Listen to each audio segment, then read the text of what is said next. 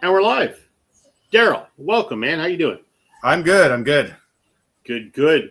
We are waiting for Joe. He'll be here in a few moments, but in typical Windows fashion, when you most need your computer is when it decides to do an update. So Joe will be joining us. We also do not have a special guest this evening. So it's you and me till Joe gets here, and then we'll figure out what the hell we're doing after that. So fair enough.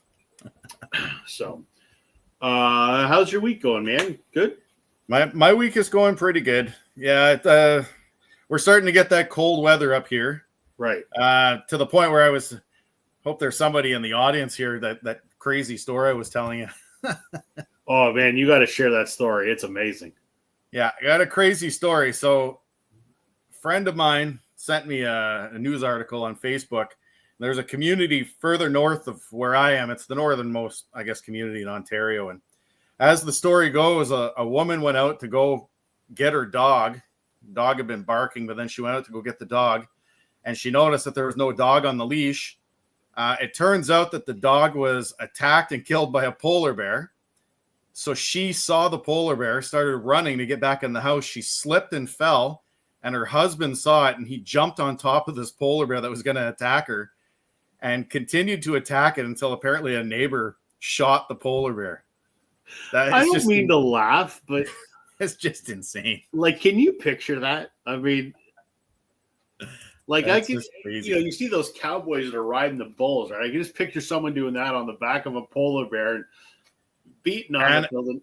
And here's the deal about it. I wanted to make sure that we could confirm this, that it's not some bullshit story. Yeah. Yesterday on CTV Northern Ontario, man severely injured saving his wife from a polar bear attack in the far north. Good Lord. There's Captain Joe. Look at him. How you doing, man? Good day, mates. Good day. Right on. We'll get to why you're dressed like that in a few minutes, but and yes, Richard, polar bear drama. It is not bullshit. You can look it up online. There was a polar bear attack. Guy rescuing his wife. North of Richard, here. I sent you a message on Instagram about an hour ago inviting you to be our guest, but you didn't read it. So, screw you, man. Unless you do want to join us, I can certainly send you a link. We're doing Yacht Rock or Not Rock tonight, meaning you show Yacht Rock or you show songs that are not rock, quite simply put. And the only reason that I set the topic as that is Joe and Daryl said, yeah, Yacht Rock, no problem. I looked at my collection and went, I don't have a single goddamn Yacht Rock record. And thank God for that. So then I thought Not Rock kind of rhymed with Yacht Rock. I think, well, some of mine are my interpretation of it. Some of mine are because I just kept them just because. And some of them I just like them. So, there you go. You do look like a boat captain, though. Aye, mates. So part of the reason I was turning my computer on late and it was doing freaking updates was because I was trying to actually print something nice, a little captain thing, because I couldn't find a captain's hat today. I did actually try and find one. So then I thought, well, maybe I'll just print one. Shut up, phone. And then I couldn't get it to print properly because it was printing, the anchor was like the whole friggin' page. So I wasn't going to do that. So this is just crudely drawn. You can kind of see it, right? Kind of. It's too bright. Not even. It looks like a white square. Yeah. Well, it says Captain Joe on there. Yeah. Oh, there it is. Yeah. There you go. So there. Now, I see it now. There you go. Okay. So everybody just know that that's Captain Joe. Richard, I have no Yacht Rock either, so I'm showing 10 albums that are not rock. So be it blues or be it folk, or be it country or, whatever the hell you want. So if you want to pull 10 that are not rock, by all means, I'll send you the link. But if you want to lurk, that's fine too. Whatever you want. So I decided to go on Spotify and check out their top 100. And like Joe, this is kind of like I would say my first 4 or 5 are yacht rock-ish. Well, the first 2 are yacht rock for sure. And then the others, I guess, would be more of an interpretation based on what Spotify said was yacht rocky. So, Brian, I have a preconceived notion in my head of what yacht rock is. But I went online, and according to Wikipedia, because we know that the internet never lies, and that Wikipedia is always right, yacht rock is a broad music style and aesthetic commonly associated with soft rock, one of the most commercially successful genres from the mid-70s to the mid-80s, drawing on sources such as smooth soul, smooth jazz, R&B, and disco. Common stylistic traits include high production quality, clean vocals, and a focus on light, catchy melodies. The term yacht rock was coined in 2005 by the makers of the online comedy video series Yacht Rock, who connected the music with the popular Southern California leisure activity of boating. So there we go. There is the impetus for this is because I watched the documentary that's on HBO Max the other night. Right. So they have a bit of a definer, because basically what Rob just said is, there was this group of guys online and they started to do this smart ass YouTube show, and that's kind of what they called it, or it was a web series or something along the lines of that. I think if you really needed maybe a little bit more of a definer, if Michael McDonald was either in your band, did a solo or duet with you, or wrote any of your songs, and I'm gleaning that basically from the documentary as well, that's considered yacht rock. And he got into and spidered off into a lot of different places. So if Michael McDonald is in the liner notes, it's yacht rock, kind of. Well, I was quite relieved that I have none.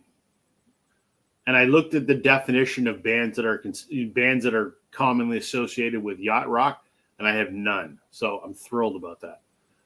Yeah, and then there's some that are considered to be, but then not by the experts or whatever you want to call it, by these guys that kind of define the genre. As an example, the Eagles. Some would consider them to be, but they're not. They're Southern California rock. But you could kind of see how maybe they would get lumped into that category, right? Easy listening soft rock. Kind of. Easy listening soft rock 70s, but not yacht rock. Yeah, I mean, I get, and I thought about that at first, but when I read that they were not included, and neither was, the other album that keeps getting brought up as Fleetwood Mac Rumors, is that yacht rock, and the purists say no, it is not. So I'm like, okay, good. The Eagles are out and Fleetwood Mac is out. I got nothing. Cool. I don't have to show any yacht rock time. So well, there you go. So we're going to go through. There's not a lot of new artists. I don't know, Daryl, did you come up with any newer artists in your definition of? I've got a new-ish artist, but no, every single artist I have is 72 to probably 85 or 86, I think, is probably the latest on my list. And that really fits the purist definition. So sure, yeah, exactly. So, but when have I ever stuck to the purist definition of one of our shows? So we'll see what happens. You're a known rule breaker, Joe. Well, I agree with that, and I guess the other thing too is that I was around when this was a genre. You guys were just thoughts in dads and mums' heads at that point. I wasn't even a sperm not even cell a yet, I don't think. Nope, not even a sparkle in Dad's eye. I guess so mid 70s. I was born late 70s, so I guess I was around. But yeah, kind of. But yeah, you never got to experience this when this was a deal. And Joanne is the same age as me, my lovely wife, and she's just been all over this the last couple of days because we started to watch the documentary, and she realized just how much she does enjoy that. If you're on Sirius and you listen to the Sirius on 70s, that it permeates a lot in there as well. It kind of ebbs and flows through that. There's also specifically just a yacht rock channel on Sirius as well. And Questlove, if you watch the documentary, he's got a whole Spotify playlist that he picked because he's a fan of it. And and there's some guys that are on the fringe, and there's some guys that are, like I said, on the Mount Rushmore of it as well. So we'll see what we come up with, and then you can show us some not rock as well. Matt for Prime Analog points out that apparently I do have a Yacht Rock record because he sent me some Gino Vanelli. I didn't know that was Yacht Rock, so fair enough. But Matt, I'm not going to show it because you've been absent from YouTube forever, and I'm still waiting for my VCLT video. So until you make that, screw you, man. I'm kidding, of course. You know I love you, man. I'm still not going to show it because you're slacking off. So I'm not going to show that record. I'm just playing around. Hey, Trevor. I was going to show, but I don't have it. I have newer Gino Vanelli, but if it's powerful people, I think that would definitely fit the genre. I just don't have that. I only have Black Cars and the one after it. So, but yeah, I think Gino Vanelli fits the bill for sure. And cool, I'm the captain. Well, if you're the captain, I mean, you outrank the rest of us. I'm not even a deckhand. I don't know who I am. Yeah, exactly. I'm just the guy steering the boat. I'll be the captain. You can be the millionaire, and you can be the professor. No one's got to be the little buddy. Perfect. Yeah. Perfect. All right. We don't have any pretty girls on this boat ride, though. Yeah. Well. Yeah. Yeah. Yeah. Yeah. You're right. This yacht party is a sausage fest, I guess. It is. Yeah, that's right. What are you going to do? Let's see. What's Matt saying? I know I've been absent. I apologize. A lot of crazy things happened to me. I know you have, man. I'm just chucking shit at you, as we like to say. It's all good, man. Glad you're here now, though. Glad you're watching. Absolutely. Yeah, exactly. For sure. I keep watching because I have nothing intelligent to say about Yacht Rock because I don't fuck all about it. So. And I thought I'd wear the anti-Yacht Rock shirt as well. So I got the captain's hat, and I've got the Ramones. So, it's a bit of a juxtaposition. Did you know that Hungry Heart by Bruce Springsteen was going to be a song for the Ramones? I'm trying to put that in my head. I don't know if they ever did it, but he wrote it for the Ramones. If you watch the Howard Stern interview, I just came across this last night. He wrote it for the Ramones, and then his manager said, no, that's a good song. You got to keep that for yourself. I'm trying to figure out how that would play as a Ramones song, and I wish they would have done it, and maybe they did, and I just have never heard it. But he talks about it on the latest time that he was on Stern. I can't imagine what that would sound like. No, I mean, especially now, knowing the song. But yeah, his manager said you can't give that up. That's and then he credits that for the defining point between women coming to his show and women not coming to his show. Before it was always dudes, and then Hungry Heart brought in the ladies as well. So yeah, that Stern interview is pretty good, actually. I haven't seen all of it, but I've seen some of the clips, and that one's good. And I think it would, Trevor. I'm just trying to figure out. I don't know how it would be. 1, 2, 3, 4. Everybody, yeah, maybe. I don't know. They both count to 4, right? Bruce counts to 4, and the Ramones count to 4. So there you go. That's all you need. Richard says he looked through his stacks. He doesn't even have 10 things with enough not rock. So all you've got is rock then, Richard. Well, that's yeah. Good. Let's see what else Matt's saying here. I really hate when people put Steely Dan in the yacht rock category. There's a really funny YouTube with somebody get done with Fagan on the phone and he hangs up on them. Yeah, that's from the documentary. Actually, is Steely Dan yacht rock? I guess they are. According to that, they are pretty much them. They would be on the Mount Rushmore. It would be them and Kenny Loggins, right? And who did I just say earlier? Michael McDonald, and then I'm not sure after that. But the Mount Rushmore, yeah, they put them on there. But the guy that directs and produces the movie, I won't. Yeah. I'll leave it at that. It's a good documentary. It's kind of funny. Seen it yet. I plan on watching it, but and it's well done. So yeah, it's well done. Ryan went and fact checked this. Steely Dan is listed as yacht rock. There you go. Yeah, and they're quite high up on the list as well. Again, according to the producers of this documentary. I always instantly think of Michael McDonald, Kenny Loggins. Those kind of guys, what I think of. So, yeah. The Doobie Brothers fits in there too, according to Wiki. Yeah. Supertramp is often no, I don't considered, and I thought that was bizarre because I don't think of them as yacht rock, but I guess maybe they are. I don't know. Yeah, there's certain ones that I just did. Well, we'll see what Daryl's got, and we'll see what I got, and then you've got not. So away we go. Do we want to start then?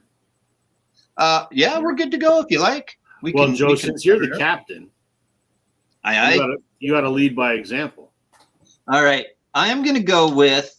Again, I didn't necessarily pick the Mount Rushmores. I didn't pick the Steely Dan and stuff. So we'll see what Daryl's got. But this is some are my interpretation. Some are certainly on the yacht rock list. And I don't know if this guy was, but we'll start with that because he's got a lovely captain's hat. It's the first guy I thought of. Yeah. I mean, obviously because of the persona and everything, but I don't remember if you look on the Wikipedia list that you sent, Daryl, and then I've done a little bit of other research. I don't know if he's on the list, but why wouldn't he be? I mean, again, that might be the fourth guy on the Mount Rushmore. Look at that, having a party. He's the guy you're sitting in the bar on the cruise ship just. Well, that's the thing, right? If they're talking about this is 70s, early 80s music that is soft rock, that is associated with literally what you listen to when you're on a boat.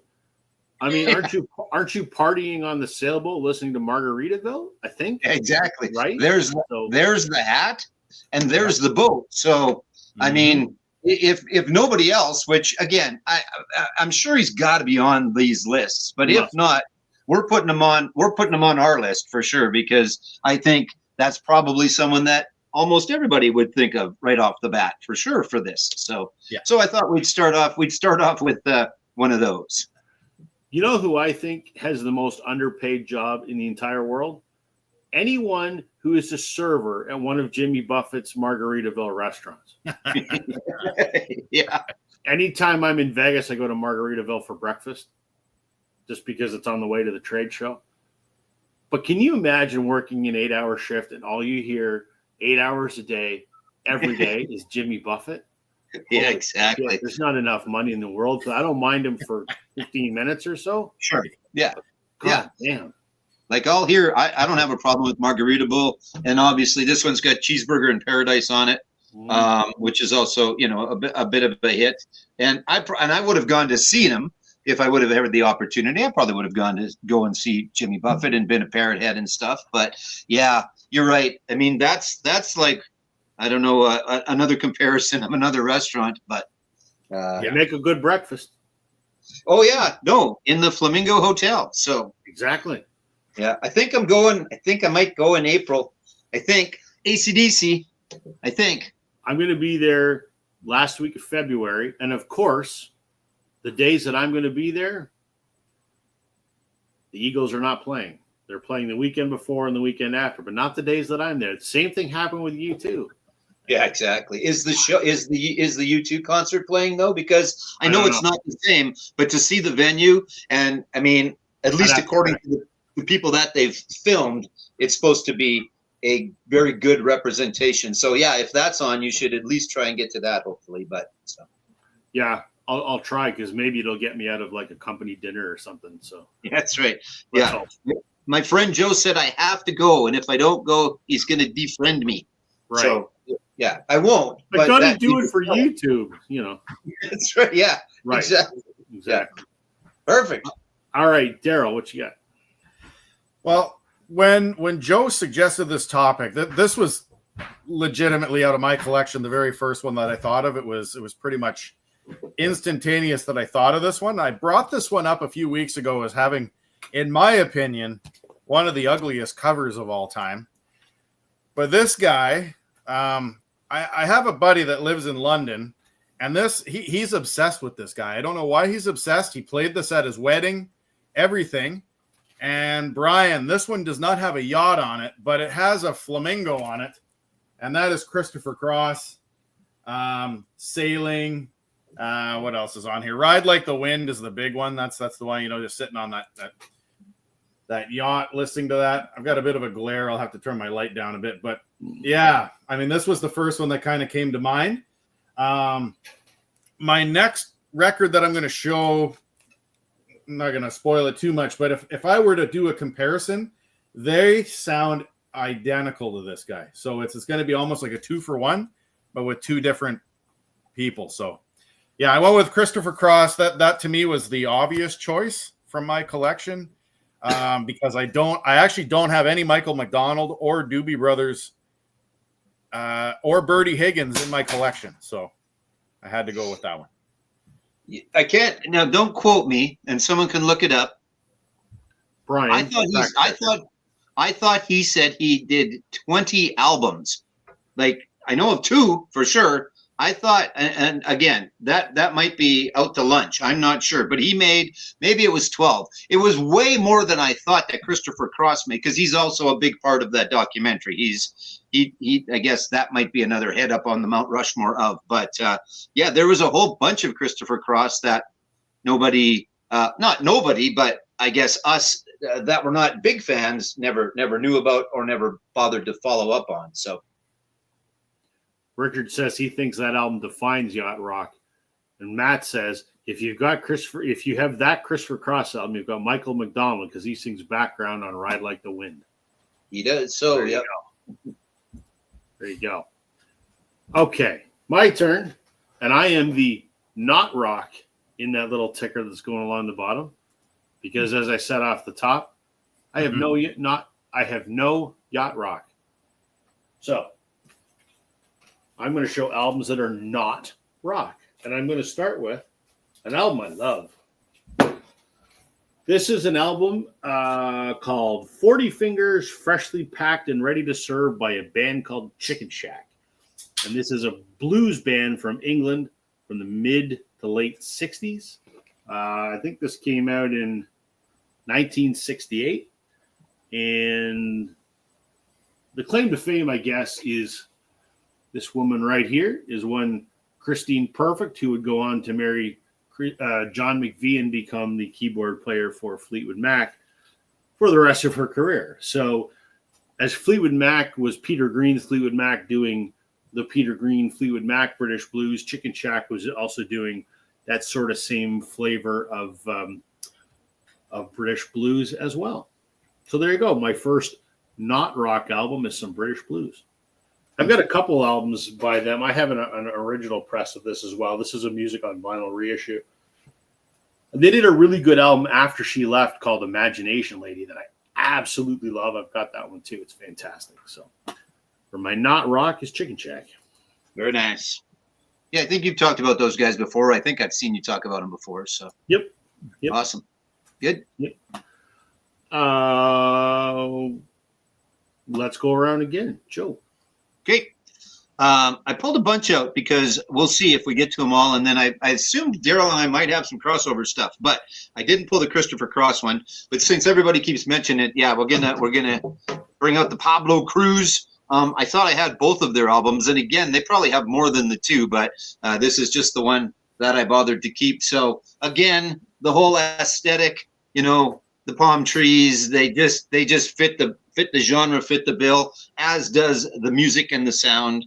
And then check out them nice shirts on the back as well. So yeah, but Pablo Cruz, these guys, big in the 70s. Again, there was a couple of albums, and this and the other one that the name escapes me right now are albums you will, if you go and buy collections of albums, they will always be, they're one of those that will always be in there. They sold a lot of albums. They were very popular. They were kind of 1-2-ish hit wonders or whatever, but they sold a whole bunch of albums at the time. And yeah, so a few have already mentioned. So there you go. There's a little Pablo Cruz. They certainly fit the bill, I think. So I shamefully have to admit, until 5 minutes ago, I've never heard of them.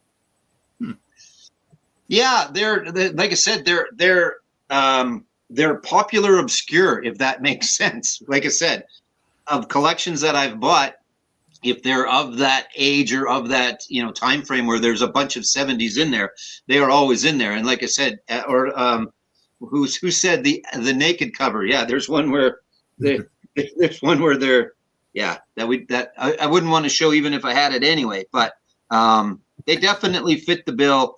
And so you don't have any and they would be high up on the list of ones probably not to have if you're not a fan of the genre, because I think they are a bit of a genre definer as well. So you're right, Matt. It is before my time, but so's 3/4 of my collection. So, but yeah, I hadn't heard of them until now. And Richard says they're cheesy as fuck. Yep, that's an apt description. So. And I think there's a bit of schmaltz associated with yacht rock. I mean, that's, I think, part of its appeal. So. Oh yeah, certainly, for sure. Daryl. Well, speaking of completely cheesy, this was a total blind buy. I'd never heard of these guys. And I re-listened to this. Actually, I re-listened to this just before we went on air. And to me, they sound almost identical to Christopher Cross. They are identical twins. And apparently before they really made any albums or whatever, I'm just looking it up. In 1970, they were working on the Broadway cast of the movie Hair. So twin brothers, and their name is the Alessi brothers. And they had a minor hit in the early 80s called Oh Lori, which is not on this album, but I mean, this is as cheese, yacht rock. I would almost define this that if you find this or you listen to it, stream it or whatever, it's literally like a knockoff of Christopher Cross, in my opinion, at least the first 3 tracks on it. Jagged Edge and You Got the Way are the songs that are on here. This is an album called Longtime Friends. I'd never heard of these guys. Like I said, I was in Timmins, Ontario about 6-7 months ago, and I just found this thing for 50 cents or $1 a blind buy. And I got to ask, what about that cover screams to you, this is something I need to take a roll the dice on? I don't know. And when I listened to it today, I mean, it's not the worst thing in the world. But I can tell you right now that it's, it'll be another couple of years before I put it on. Because, I mean, I would look at that and go, well, that's 50 cents. It's better in my pocket, I think. Okay, so bring up Prime Analog's quote there.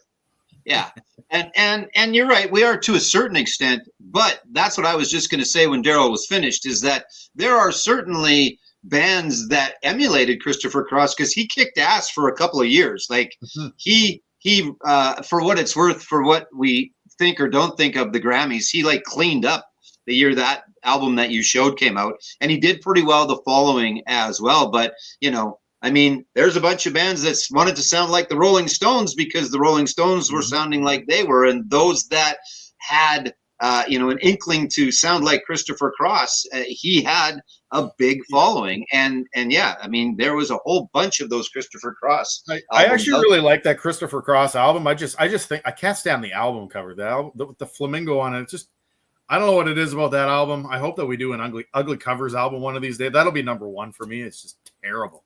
I think I'll go look. I think I've got the other one. If you don't like that flamingo, you should see the one on the other one. So we live on Flamingo Crescent. So if nothing else, that's why I have that album. So yeah. I mean, Rich is right. He did dominate the airwaves. That's true. Yeah, he did. Yeah, 100%. He really did. So yeah, there's going to be artists that, it's working for him. Why not give it a shot? Because people are interested in this, and it's a popular genre at the time. Why not? Matt says the real problem is that labels start trotting out acts that sound similar because they're all about making money. Yeah, and it's even worse nowadays. Yeah. Well, hair metal is a perfect example of that. There was a lot of shitty hair metal bands, but they were just, here, have some money, and let's see, maybe you've got one song that we can sell. Right, that was a perfect example of that happening. MGK Buffalo, how you doing, Mike? Did you dig out yet? I saw the football stadium got a wee bit of snow on Sunday. A little bit, yeah, a little bit. I'm, where I am, and we got about that much snow. That's it. So, grunge was another genre like that. Yeah, one of those genres. I don't want to say a flash in the pan, but had a very short but very popular and highly concentrated lifespan. So yeah, that's fair. Yeah. The kings of that genre, the kings of, did well, and then I guess the kings of this genre necessarily didn't sustain. Obviously, Nirvana and Soundgarden and all of that continued to be a thing. But for those just tuning in, that's my captain, and that's not J for Joe. That's supposed to be an anchor. It's a piss poor version of an anchor, but it's an anchor. Hey, at least you made the effort. I'm wearing a baseball hat, so Yeah, well, it's yeah, it is what it is. it is what it is. Okay, I'm gonna find that Christopher Cross album. Talk amongst yourself. Okay. Daryl, you're up. Did you go already? No, you already went. So it's my I went with that ugly band that you. God, I got 3 people on here and I can't even keep track of whose turn it is. What the fuck? All right. Let's go with let's go something totally different. Let's go with some East Coast Canadian folk music. How's that? So if Curtis was here, he'd appreciate this. This is Alan Doyle. Get my mouse out of it. Alan Doyle, this fella right here, from Great Big Sea, has been touring on his own for the last, 12 years or so. This is an EP, and he does that sort of Newfoundland folk kind of thing. If you've heard Great Big Sea, it's kind of like that. Traditional Canadian spin on sort of the Celtic folk, I guess is the best way to describe it. And this is an EP that he put out in 2021 called Back to the Harbor, which in Canada we spell with a U because that's the proper way to spell it. Mm-hmm. So anyway, this is Alan, and the guy that produced it is another renowned East Coast Canadian musician, Joel Plaskett from the Joel Plaskett Emergency. Talented rock guy, but also produced this at his New Scotland studio. And that's my pal Kendall Carson, who's Alan's fiddle player. So some good Canadian East Coast sort of Celtic flavored folk, not rock. Nice. There you go. Yeah. But back in the 90s, Great Big Sea was all the rage. Yeah. Especially the first album, the one that was yellow and had that little figurine on the cover. Yeah. What was the big hit off that one? That was there was When I'm Up, I Can't Get Down. That was the big one. And the other was I have it over there on CD. God damn. I forget what it was. Can't remember. I was listening. It's the one that has the Morse code that starts out the song. Ordinary Day. Ordinary Day, yeah. Ordinary Day and When I'm Up. Those were the 2 big hits. While you were away, Joe, I showed Alan Doyle for some East Coast Canadian folk. Yeah, I heard. That's awesome. I want to see him again this year sometime. He's definitely one of those guys that will be around. Have you seen him before? Yeah, I saw him in Ottawa. Remember last year, right? Sure. Blues Fest. Gotcha. I've seen him probably. I've probably seen him 15 times, maybe 20. I don't know. Yeah. I think he puts on an amazing show and makes it feel like a kitchen party. You know what I mean? It could be 2,000 people, and it still feels like a kitchen party, which is a Canadian thing. Mm-hmm. That's the thing. I saw the Foo Fighters, I saw Robert Plant, and he was definitely the most fun show. Yeah. And he was right up there with all of them as well, because he's a fantastic performer. And I've gone on and on before about your friend, the fiddle player. She blew me away. She was so fantastic. But if you want to have a good time at a show, and especially because everybody was there and the whole friggin' crowd was bouncing and jumping and dancing, and it was just fantastic. It's a great, great show. Yep. 100% worth it, for sure. Love it. They're actually coming to my town, and the damn show's already sold out, which kind of sucks. Yeah. So, Speaking of sold out, I got a buddy in London that recently bought 2 tickets. He said off Ticketmaster. He's going to that Taylor Swift show. He's flying to Vancouver this weekend with 2 tickets to watch the Swift show, and then he's flying back on Sunday. Apparently he paid $38 a ticket. I said to him, why don't you just sell them for $2,500? Right? Jesus. Yeah. Isn't that crazy? Yep. We all know I like Taylor just a little bit. And I got a line on a pair of tickets for one of the Toronto shows. And as soon as the guy told me the price, I'm like, you go fuck yourself 7 ways to Sundays. He wanted $5,500 a seat, and they weren't even floor seats. And I'm going, wow, take a hike. Nope. I probably would have paid $500 a piece just to make the wife happy, but $5,500, Yeah. God damn. Gee whiz. Yeah, so Like for his round trip from London to Vancouver and back, plus the 2 tickets, it isn't even close to $5,500. Yeah. You know, like Yeah. it's crazy. Speaking of concerts, are you going to come down here to see your favorite band, Glass Tiger? They're coming here in February. Oh man, I would so love to do that. I can't make the trip though. You can come here too. They're coming here too. Do I need to go there for you? Yeah, And you might just have to just record it for me. And the venue that they're playing at, I'm friends with the general manager, so there's a chance I could maybe, meet the Backseat. band. I don't want to go see Glass Tiger. Sorry, man. Let's see. Did I miss some comments here? What's Matt saying? I love when you talked about the Rolling Stones because they're uncopyable. They couldn't even bring anyone out front to sound like them because they kept reinventing themselves record to record. I'm not a Stones fan, but I got to give massive props to that. I like a band that can that sounds like itself, but can still reinvent itself so that you don't get bored. So, I mean, hats off to those guys, because what are they now, 30 some odd albums in? Yeah. If they hadn't reinvented Joe, themselves. what are your thoughts? I see you got the Hackney Diamonds one behind you. Yeah. What are your thoughts on that one? Like, I think it's pretty good considering they've been around for almost 60 years.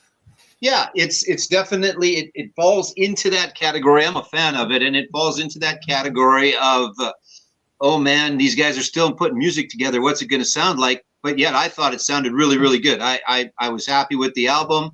I thought it could have somewhat fit in different years that the Stones were out there. There's some stuff that's a little of the mellower stuff, the one with Lady Gaga at the end of the album. And, the single was very good and probably could have fit on a few Stones albums. So yeah, for a band that's been doing as long as they have and written songs as long as they had, they still had it in them. I enjoyed it, and it's again, for what it's worth. I think it did well, or it's nominated anyway for a Grammy. I thought it was out prior to last year, but I thought it's in the rock category, along with Green Day, and I can't remember who else is all in there, but I thought it was good. I thought it held its own against other Stones albums, and it was better than some from 20 years ago as well. So yeah, for what it's worth. When I was record shopping with Brian from Remember Attic Robot a week and a half ago, I finally saw that with the Blue Jay cover on it, and I almost bought it. Yeah. Yes. Yeah. Then I'm like, what am I talking about? What the hell do I want a Stones record for? Yeah. I don't know if it would be where you'd want to start with the Stones. I don't want to start with the Stones, but I would have just bought it because to have the logo on baseball covers, right? So, on the cover. Yeah. Yep. For sure. Richard, I'm going to have to slather sunscreen on myself, period, because the second I come out in the sun in the summertime, like I'm white to burnt in about 10 seconds.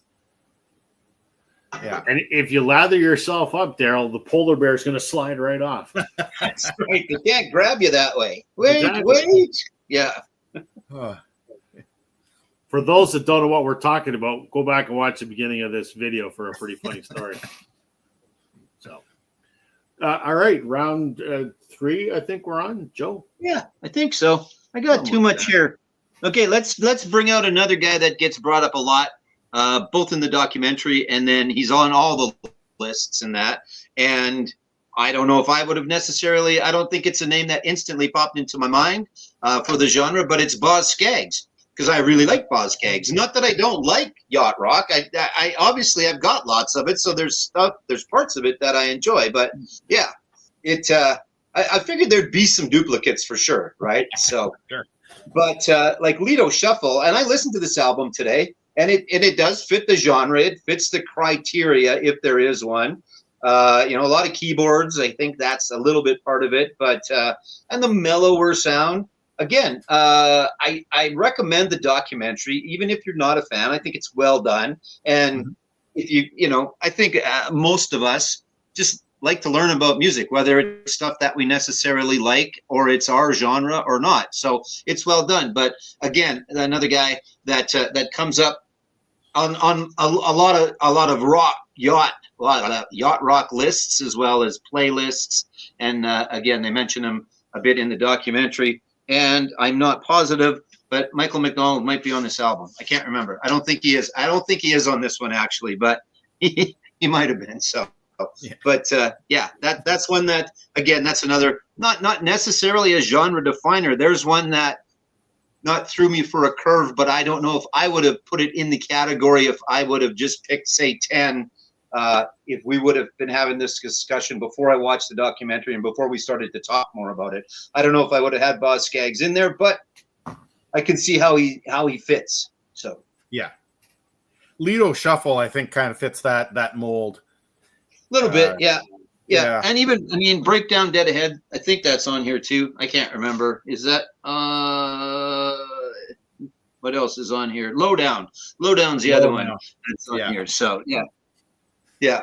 Again, that goes back like Lowdown. I think Boz Scaggs falls into the category of Steely Dan, where if you're going to include one, they were kind of similar at the time. Steely Dan had a lot, I think, more going on for themselves than maybe Boz Scaggs did, but he was pretty big at the time too. I just again, for those that argue the fact of whether Steely Dan should or shouldn't be, I think Boz falls into that category as well.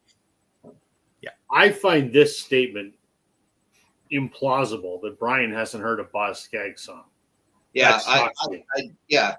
Maybe you just don't know it, Brian, but I would think, there's not a ton of them, but if you've listened to any radio in the last 20, 30 years, I think, I guess it depends on the station, but. Yeah. Really there's two music encyclopedias in the world. There's All Music and then there's Brian. So I'm shocked. Yeah, that's right. Yeah, exactly. That's true. I'm obviously being a smart ass, but Brian knows more music than most normal human beings, so I'm surprised. Boz started in the Steve Miller Band. I did not know that. I don't know if I knew that or not. Can't remember. Brian has seen the movie Urban Cowboy and has that song, Look What You've Done to Me. That's done by Boz Scaggs. Okay, well, there you go. I think if you listen to Lido Shuffle, maybe you've heard it and not realized that is Boz Scaggs. Maybe, because that one, if you're going to hear a Boz Scaggs, that's probably one of them. And I guess Lowdown's probably another one. So, yeah. All right, Brian has seen Urban Cowboy. My condolences, Brian. The wife tries to keep making me watch it, and I go, fuck no. So there you go. What about Saturday Night? What about Saturday Night Fever? No. What about Grease 2? Grease 2? Come on now. Michelle Pfeiffer on that ladder singing Cool Rider. Whew. I'm getting hot just thinking about it. I bought a little. I'm going to need a moment, gentlemen. Just bear with me a second. Talk amongst yourselves. I bought a little. It only took a minute. Yeah. I bought a little collection a while ago. And much as I talked about the Pablo Cruz being in every collection you buy, so is the Grease soundtrack. But this collection had Grease 2 in there as well. So now I, too, own a copy of the Grease 2 soundtrack. The movie's fucking horrible, except that scene with Michelle Pfeiffer climbing up the ladder singing Cool Rider is just did it to me at 14 and does it to me at 46. Holy shit. That's good. Whew. I don't even remember whose turn it is. Is it your turn now, Daryl? Yeah. No, it's I think his so. turn. I think so. Fuck. Don't get me talking about Michelle Pfeiffer. Good God. I can see I even got the wrong picture on the screen. Fuck, all right. He's all flustered. I'm flushed. Telling Suzanne. My shorts are getting tight. So this next one that I've got it on 45. When I looked at that like top 100 yacht rock songs on my Spotify or whatever, I knew this song and definitely fits into the yacht rock category, but the artist himself, he was a country artist for most of his career. So it's kind of one of those weird situations where you've got a guy who's doing country music and then buys into, like you said, what the record companies wanted them to do coming into the 80s. And that's Paul Davis and 65 Love Affair. Sure. Which is classified as a complete, yacht rock song. But the reality is, other than, I can't remember what the other song he did was, at least in the soft rock category. But all his music was country music up until that point. So I don't know. I actually really like that song. I've never seen the music video, which is strange because I'm a huge 80s music video fan. But in reading about it, apparently the music video is just all historical events from 1965, all in one music video. So I'm gonna have to check that out. But yeah, it just goes to show that once again that if you're meeting with a lot of success in one genre, but then you kind of want to take that plunge. Paul Davis is a great example of that. Especially I guess at a time with yacht rock. Yeah. And the whole country kind of crossovery thing a little bit. Like there was Michael Murphy, which was Wildfire, which certainly would fall into it. And then later he was he was always Michael Martin Murphy, but he turned more into the country aspect. There was Dan Seals and Croft, which again is highly considered, I think, yacht rock. I just didn't have any of it, or it would have been in there. And then Dan Seals got into the country aspect of it. But even his country, you could probably fall back into the yacht rockish category as well, like Bop With You Baby and stuff like that, right? So yeah, that's the one. JWG, Cool Night, that's the one that I was thinking of. He did that one too, and they both fit that whole yacht rock style for sure. Yeah, and Richard's comment as well. I thought I had that album because I love that song. That's one of my go-to 70s gold songs is Thunder Island, and I thought I had that Jay Ferguson album, and if I do, I couldn't find it. But yeah, that again, there's another one that really is one that I think if there's lists to be made, it should be on for a yacht rock song. I just and I always enjoyed Thunder Island. I thought it was great. So, yeah. All right, my turn. Okay. Look at how gorgeous she is. Oh. There you go. Oh, holy. That's not what I'm showing though. What about when she's Catwoman? What does that do to you then? Well, we can't talk about that. This is a family show. Yeah, exactly. Okay. Any of you guys heard of this band? Freakwater? Probably not. Have not. Okay. This is Freakwater. This is their fourth album from 1995. Freakwater hails from Chicago, Illinois. And they are, for all intents and purposes, country folk. Let's call it that. Nothing spectacular about it. The reason I show this album and really the reason I bought it, this fella right here, so one Mr. Bob Egan that would go on to join Wilco the year after this album came out, before he ultimately came to Canada and became a good friend of mine. So I hadn't heard Freakwater, but I bought it, and it's an enjoyable sort of folky country. It's not that my American friends will understand this, but it's kind of like Sky Diggers if you're Canadian, but Sure. Catherine Irwin, this woman right here, she's the lead singer and the principal songwriter. And female singer-songwriter, and this is the band that sort of formed around her. Bob only played on this one album with them before he left to join Wilco. So it's kind of a, if you're into that kind of folk kind of thing, which I have some of, that's some that I have that's not Canadian, which most of my stuff is. So. Awesome. Yeah. Band no one's heard of, but I think they put out about 6 albums, maybe 8 albums, something like that. So there you go. Richard, I just told you it is. Don't ask dumb questions. Captain Joe. All right. So the term yacht rock again, and I don't want to give away a bunch of this documentary for those that want to watch it and are not a fan of spoilers. There was a web series, and the guys on there are kind of who defined yacht rock. And then they also had their yacht meter, which was like 100 songs, and there was points given out for, did it have Michael McDonald on it? Got you 10 points. Did it have this certain keyboard? That got you 10 points, things like that. And I think, and I'm not positive, that this song, the Pina Colada song, is way up there on the yacht meter. So, and I think I mentioned this album a little bit ago. This album sucks. I don't hate the song, Pina Colada song. I mean, I can listen to it, not regularly, but if I hear it a couple of times a year, it's like, yeah, that's kind of fun. That's nostalgic, and it's good. And then sometimes you forget, spoiler alert, that it's his wife that he contacts and stuff. You don't. But the rest of the album is pretty much shit, I thought. Anyway, it's not even because the song is good. So it's not that the album is not good because it is all the same. He got it right for a song, and that was about all he got, in my opinion, anyway. So there you go. There's definitely it's the definition of a one-hit wonder.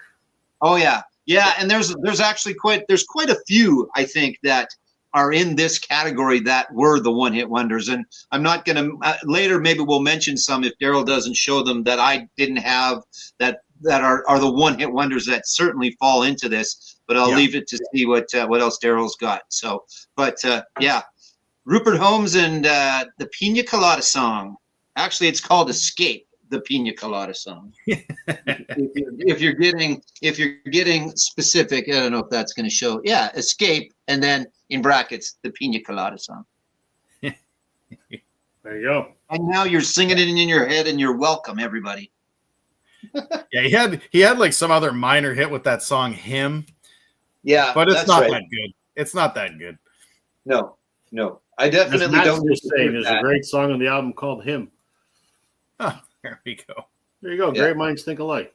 Please get right, that so song out of our head. Daryl, come up with I'm hoping that my internet doesn't go out again. I kicked out here for a little bit there, but I should be okay. I think an airplane took off, and sometimes when the airplane when the airplanes take off from our airport, it messes with our Starlink signal. So well, maybe you went to make pina coladas.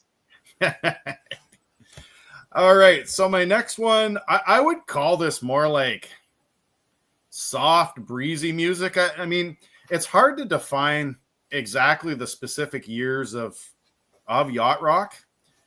But this duo came as part of the package when I was researching it. And I mean, I didn't inherit this, but I remember this when I was a kid. My mom used to listen to this a lot. It was one of her favorite musicians or duos, I guess. As Seals and Crofts with Summer Breeze. Yeah. So I pulled this one out. Now, it's kind of weird that black metal band Typo Negative they did a cover of Summer Breeze, which is actually kind of a funny version of the song. But what's the other track that these guys did? They did Summer Breeze, and I can't remember if the other one's on here or not. No, but they did 2 songs, and I mean, I guess if we're gonna explore, I guess, maybe the earliest ages of yacht rock, so to speak, probably Seals and Crofts 72, 73-ish is probably the beginnings of this genre, I would think. And yeah, it's pretty cool stuff. I mean, if you just want to sit down and relax and listen to some just chill music, you can't go wrong with Seals and Crofts. Although I'm not a huge fan of their Sudan Village, I think it was called Sudan Village album, but a lot of their other stuff is pretty neat though. Yeah, it's I think another thing with this category is it's got its place and its time. It's not throw it on. Well, it could be. I guess it depends on your party. If you're having a key party, maybe it is something you throw on. I don't know, but it's not. It's not high school party music, that's for sure. but it's got its place and time. Like, you're sitting around and it's 10 o'clock at night and you want something mellow to put on. Seals and Croft, like I say, Dan Seals. I played a lot of Dan Seals when I was at the country radio station because he definitely turned Seals and Croft into a pretty established country career for a number of years. But yeah, what was it? He did Bop, eh? That was the song he did.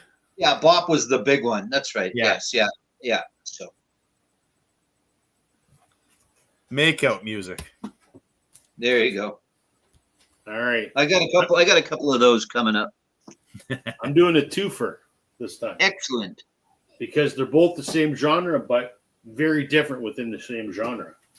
So, not rock. We're going to go straight up country. I mean, what do you say about this record? Johnny Cash, Folsom Prison. That's country as it gets, right? I mean, doesn't everyone own it? You guys probably both own this, right? Yeah. I don't own that one, but I definitely have. I have his greatest hits one, though. Fair enough. So, I'm not a big Johnny Cash fan. I've got this, and I've got something else. I don't know what the other one I have is, and that's enough. Like I'm good. I like him a little bit. Is he for me, and is he for you? He is definitely an artist that I paid zero attention to, and then all of a sudden I did pay attention to him, and it was like, oh man, I should have probably been paying attention earlier. For me, it was when Walk the Line came out, which is one of my favorite movies of all time because it's so well done. I have a soundtrack for that. Yeah, I went, it is right, and I was intrigued. And admittedly, listen, I'm not an expert. I'm just some fucking moron that gets on YouTube and pretends like he knows what he's talking about. But I never understood in the early Johnny Cash stuff. Why do people think it's as good as it is? Because it's not. I still don't have the answer to that question. I don't get why he is as revered as he is. But that said, I'll put this on and thoroughly enjoy it. I don't know why I like it, and I don't know why he's as revered as he is. But hell, I think the persona helps him a little bit, right? Maybe, like I think the badass and the guy that he was, and Sure. things like that. That I think that's part of it as well. But again, yeah, certainly an artist for me that I didn't pay a lot of attention to, and then I did, and then I went, yeah, I probably should have been. So, like, I mean, you look at at the same time those early Sun guys. So there's Cash and Elvis and Jerry Lee Lewis, and I get why Elvis was a big deal. yeah. And I get why Jerry Lee Lewis was a big deal. No one played piano like that. But Johnny Cash, very basic guitar player at best. Yeah. Not really a good singer, just had a kind of a deep drawl. Luther Perkins, as guitar player, great chicken picker. So I was just like, I don't get it. And I still don't get it. But when it comes on, I go, yeah, I'll listen to that. And I really like Folsom Prison. There's something about the atmosphere of that show that's quite enjoyable. So I own as much Johnny Cash as I need to own. Let's put it that way. That's fair. And that's fine. Yeah. So also country, but something completely different yet remarkably similar. And I've talked about this young lady before, Lindy Ortega, Canadian from Toronto. Lived in Nashville for a very long time, recorded 5 albums. She took a hiatus because of personal issues for a while, and she just came back with a new album a couple weeks ago. Did a bunch of recording with Colin Linden, pretty famous producer down in Nashville. This is her first album from 2011 called Little Red Boots. 2011, but it's 1950s country music. Like, think Patsy Cline kind of thing. And it's so, everything she did, I love it. And I don't really like country music. Every one of her albums is incredible. And so separated by Johnny Cash, by 60 years and a bunch of geography, yet music that is very, very similar. It's also kind of hot as hell, by the way. I was gonna say, Joe, would you like to listen to a really good-looking brunette wearing red leather cowboy boots? That sounds good. Yes, and please. It says, "Dear Rob," and then there's a heart there. Oh, well, there you go. Yeah. I was gonna say that not to take away from the music that is on the album, but you probably sold me on the album cover by itself. So yeah, very good though. I mean, it really makes me think like sort of kind of that Patsy Cline kind of voice from sort of from 50s country, but made in the 2010s. Really good stuff. Awesome. She's out in your neck of the woods. Well, Western Canada somewhere. I don't know if it's Alberta. She's in where she lives now, but cool. Yeah, I will. I'm gonna have to find that, because again, I think that's one you've shown a couple of times. So her first two are the best. There's Little Red Boots and then Cigarettes and Truck Stops. The first two are awesome, and all of them are really good, to be quite honest. So, awesome. Cool. Let me get caught up on a few comments here. Let's see here. Johnny Cash, country badass. Yeah. Isn't the Folsom? But hold on a minute. Hold on. Let me get back to this comment. Is he really a badass? He didn't fucking do anything. You got caught with pills one time. It's a persona. He's not actually a badass. He's just. But anyway, whatever. That's the part he played. Is it not almost rockabilly? Yeah, the argument could be made as rockabilly. Sure, I'll go with that. Sure. 100%. Yeah. My dad played Johnny Cash. Ring of Fire is classic, super influential to my interest in music. Tim says, I still don't get Elvis. I mean, I get it, but why America loves him so much? He's definitely not as big internationally. Yeah, he is. He only played in one other country other than America, and that's Canada. Mm-hmm. And I still can't find that album, but I got to get it. The Elvis in Canada record. I got to find it. I'm wondering if that's why he wasn't big internationally. It's just he never toured. I don't know. Yeah. Well, I think I mean, everything makes its way to Japan eventually, but was he not? I thought he was. I mean, I know there's definitely Elvis impersonators that are Japanese Elvis impersonators, and I thought again, the whole rockabilly thing, and that I thought that became a thing for a while, if not maybe still in Japan. But we'll have to ask. We need to ask Jeff from Speaker's Corner. He's the Elvis fanatic. Yeah, and the gentleman and our friend that lives in Japan, whose name escapes me at the moment. Peter. From Peter, Music yes. is a Journey. Yeah. You could also ask Brian from Tokyo Record Style. He'd probably tell us too. So yeah, we got a few Japanese living members out there. So, Joe, we'll go around. Yeah. Here. All right. So this is going to be an artist that I think fits the genre, but not the time frame, and definitely not early on in his career. But when Sting went out on his own, I think that this album could fall into the yacht rockish category, like Set Them Free. I think it's got a little bit of those elements. That's me just stretching it a bit, but I think that, again, we were discussing maybe earlier if there's any newer artists, and this is not necessarily, although he's still performing and getting it done, a newer artist that could have maybe fallen into that category, and I'm not sure if he has influences from that time frame or not. Obviously not the Police, because that was not in any way, shape, or form. But I think that there's some aspects of Sting, and we can discuss whether you guys think that maybe he falls into that. Again, his solo career, not the Police stuff at all, but his solo career, I think that could fall into that. It's certainly more easy listening if that's going to be one of the cornerstones of the genre, yacht rock. He's definitely easy listening for the most part, I think. So. Yeah. No, I like Sting in his solo career. I think it's pretty neat. Like, it's just way different than the Police. There's no doubt about that. Like Richard says, right, you got a little bit of a jazzy influence, but I think, some of these other songs that we've been talking about, there's definitely some jazz, soft jazz, I guess you would call it, within them.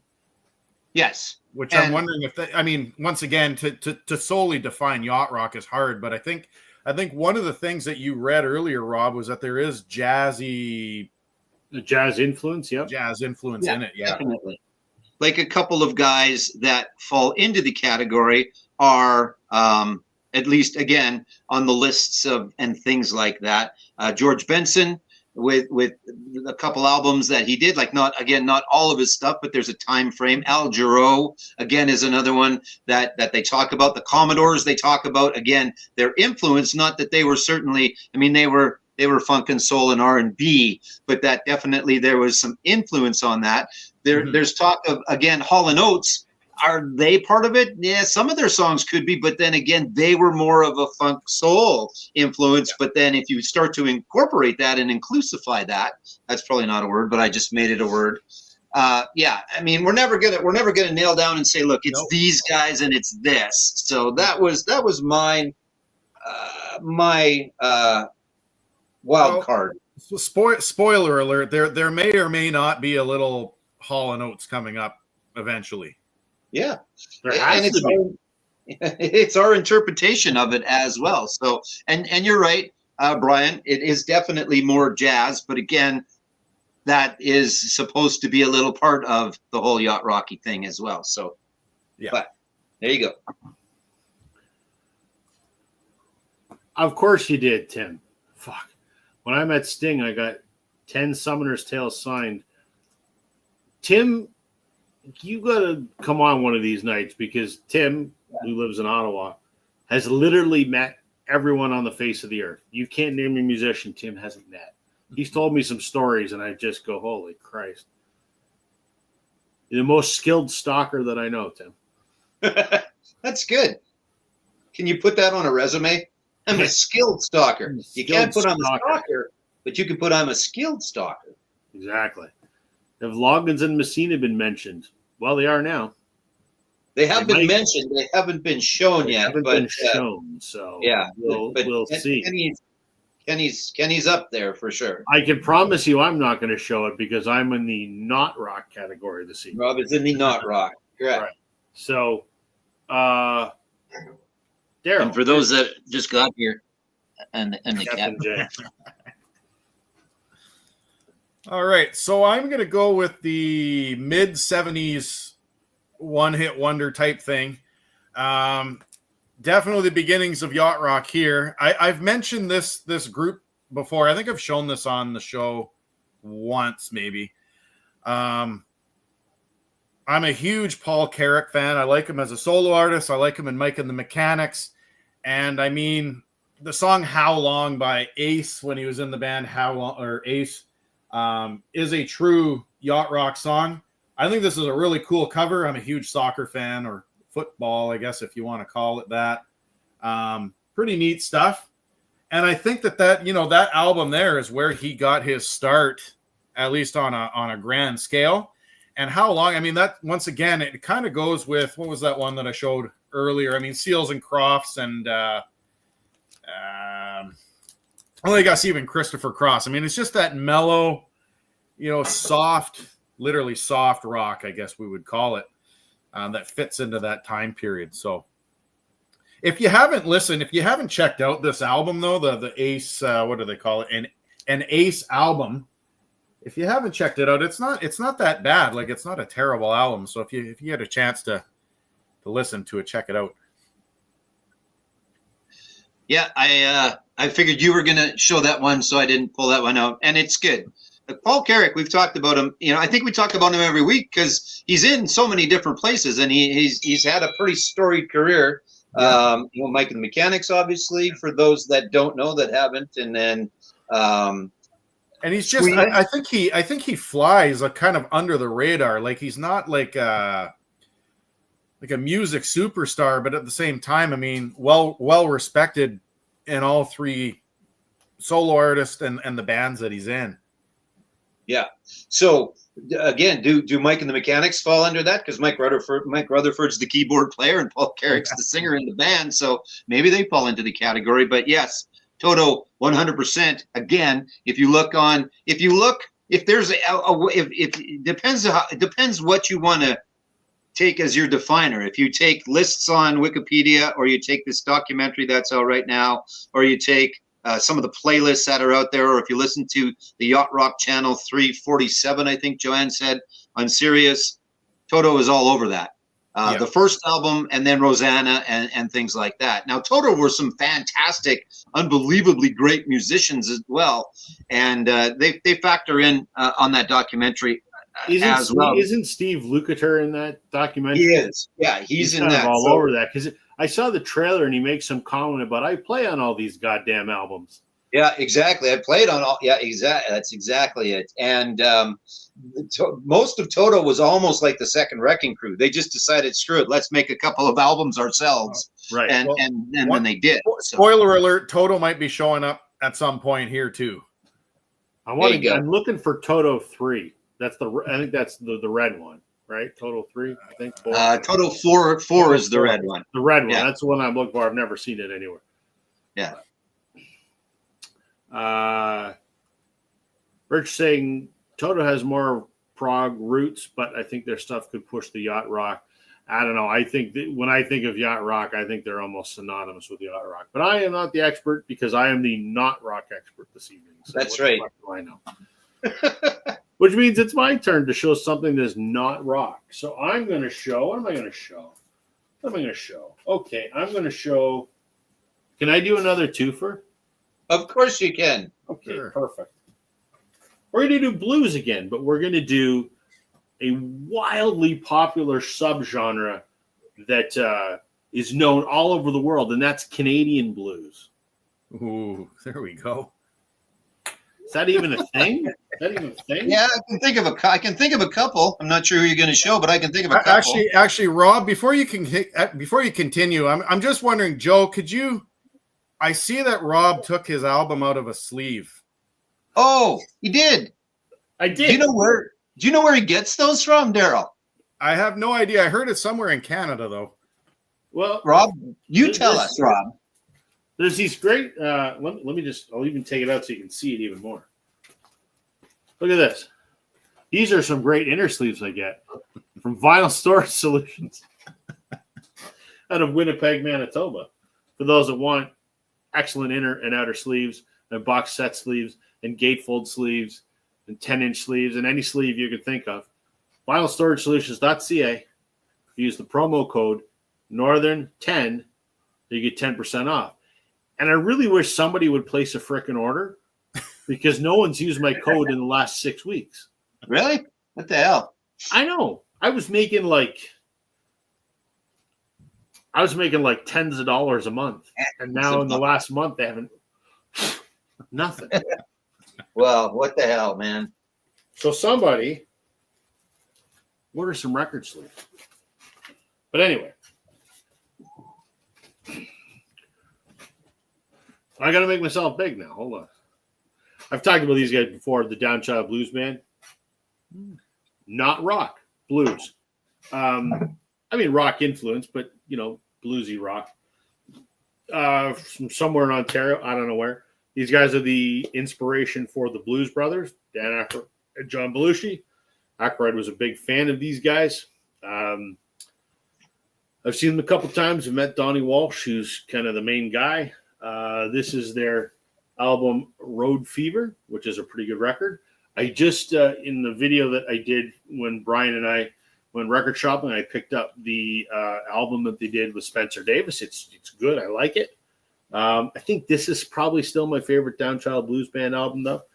They're on their farewell tour right now, because I think they've been playing since early 70s, I think. Joe, is that about right? Yeah, that sounds about right. I think so, yeah. I get them and Powder Blues, which also got mentioned, mixed up from time to time. But if Aykroyd's a fan, you'd think early 70s probably. Yeah. Right. Exactly. Yeah. So that's one Canadian blues album, and I'm going to show another Canadian blues album. I love these guys. We mentioned earlier about how the Rolling Stones consistently reinvent themselves. So does Whitehorse. I love Whitehorse.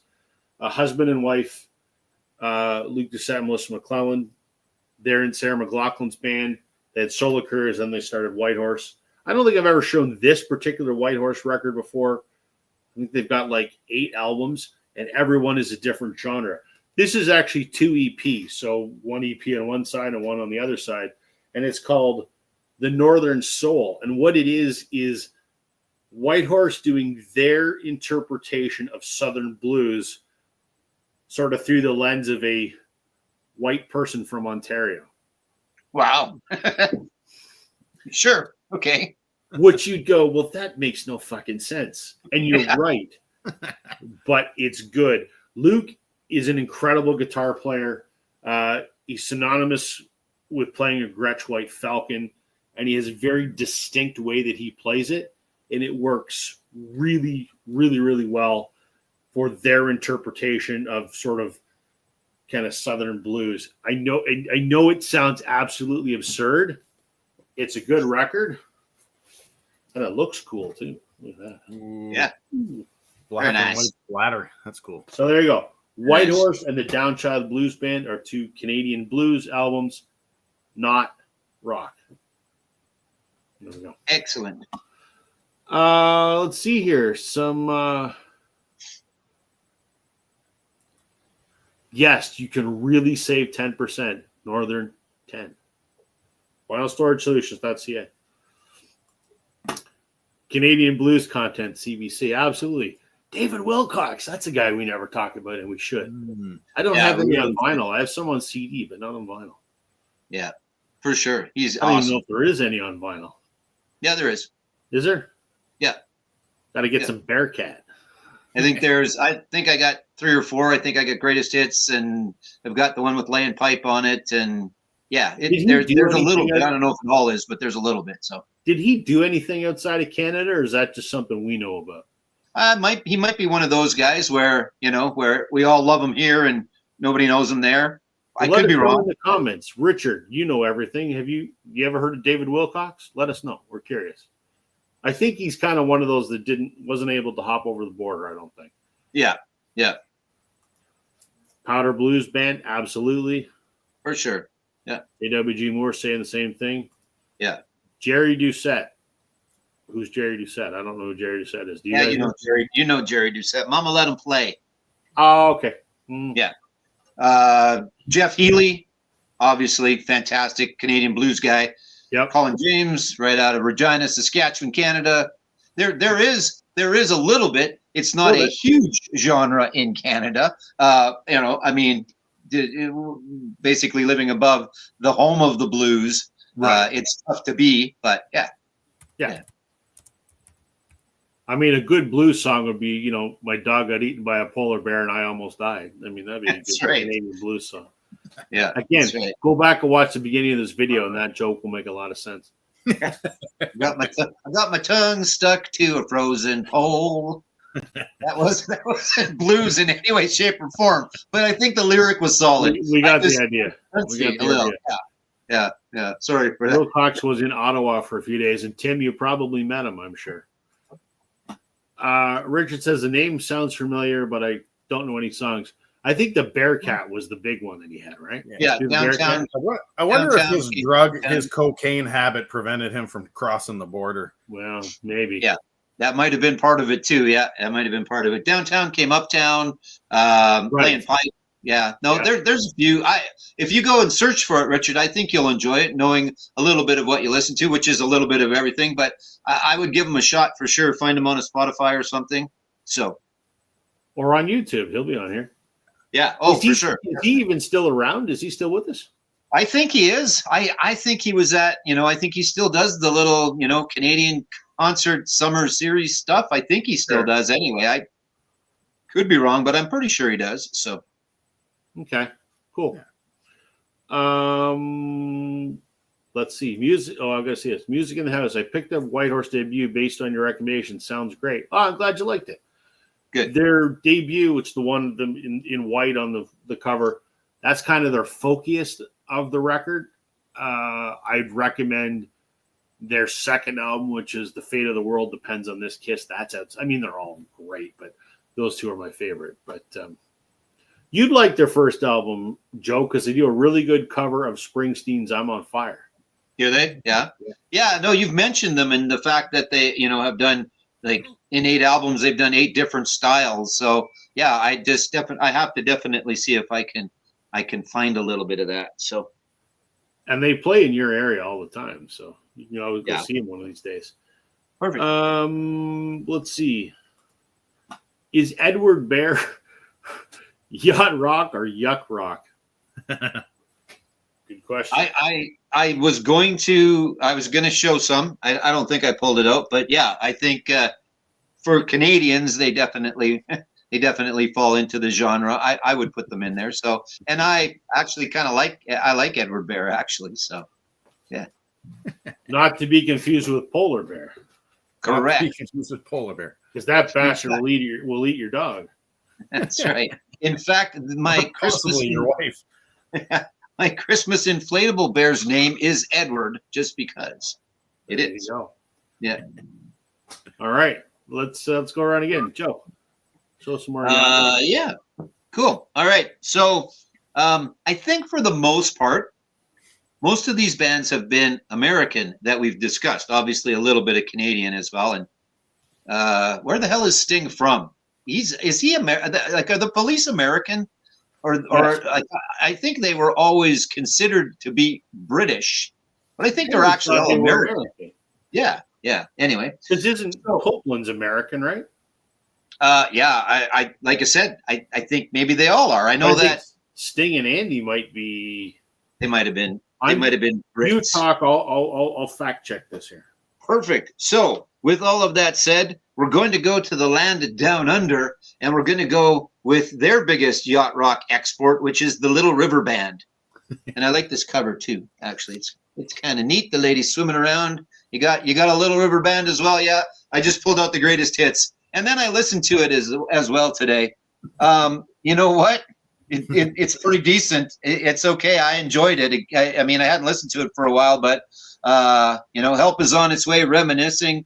That one I could kind of do without. But Lonesome Loser was always a favorite of mine. The Night Owls, Man on Your Mind, Happy Anniversary, Cool Change. There's some pretty decent, again, if you're in the right mood for it, stuff. If I am working, this is not the album I want to listen to. If I'm sitting at home, hanging out on my couch, having a glass of tea or a cup of tea, it definitely is something that I'll listen to. And I listened to it today and I enjoyed it. And Daryl, you had same thought, just different album. Yeah. I have the one with Reminiscing. Oddly enough, it's on the Harvest label, which I don't have very many of those. Yeah. I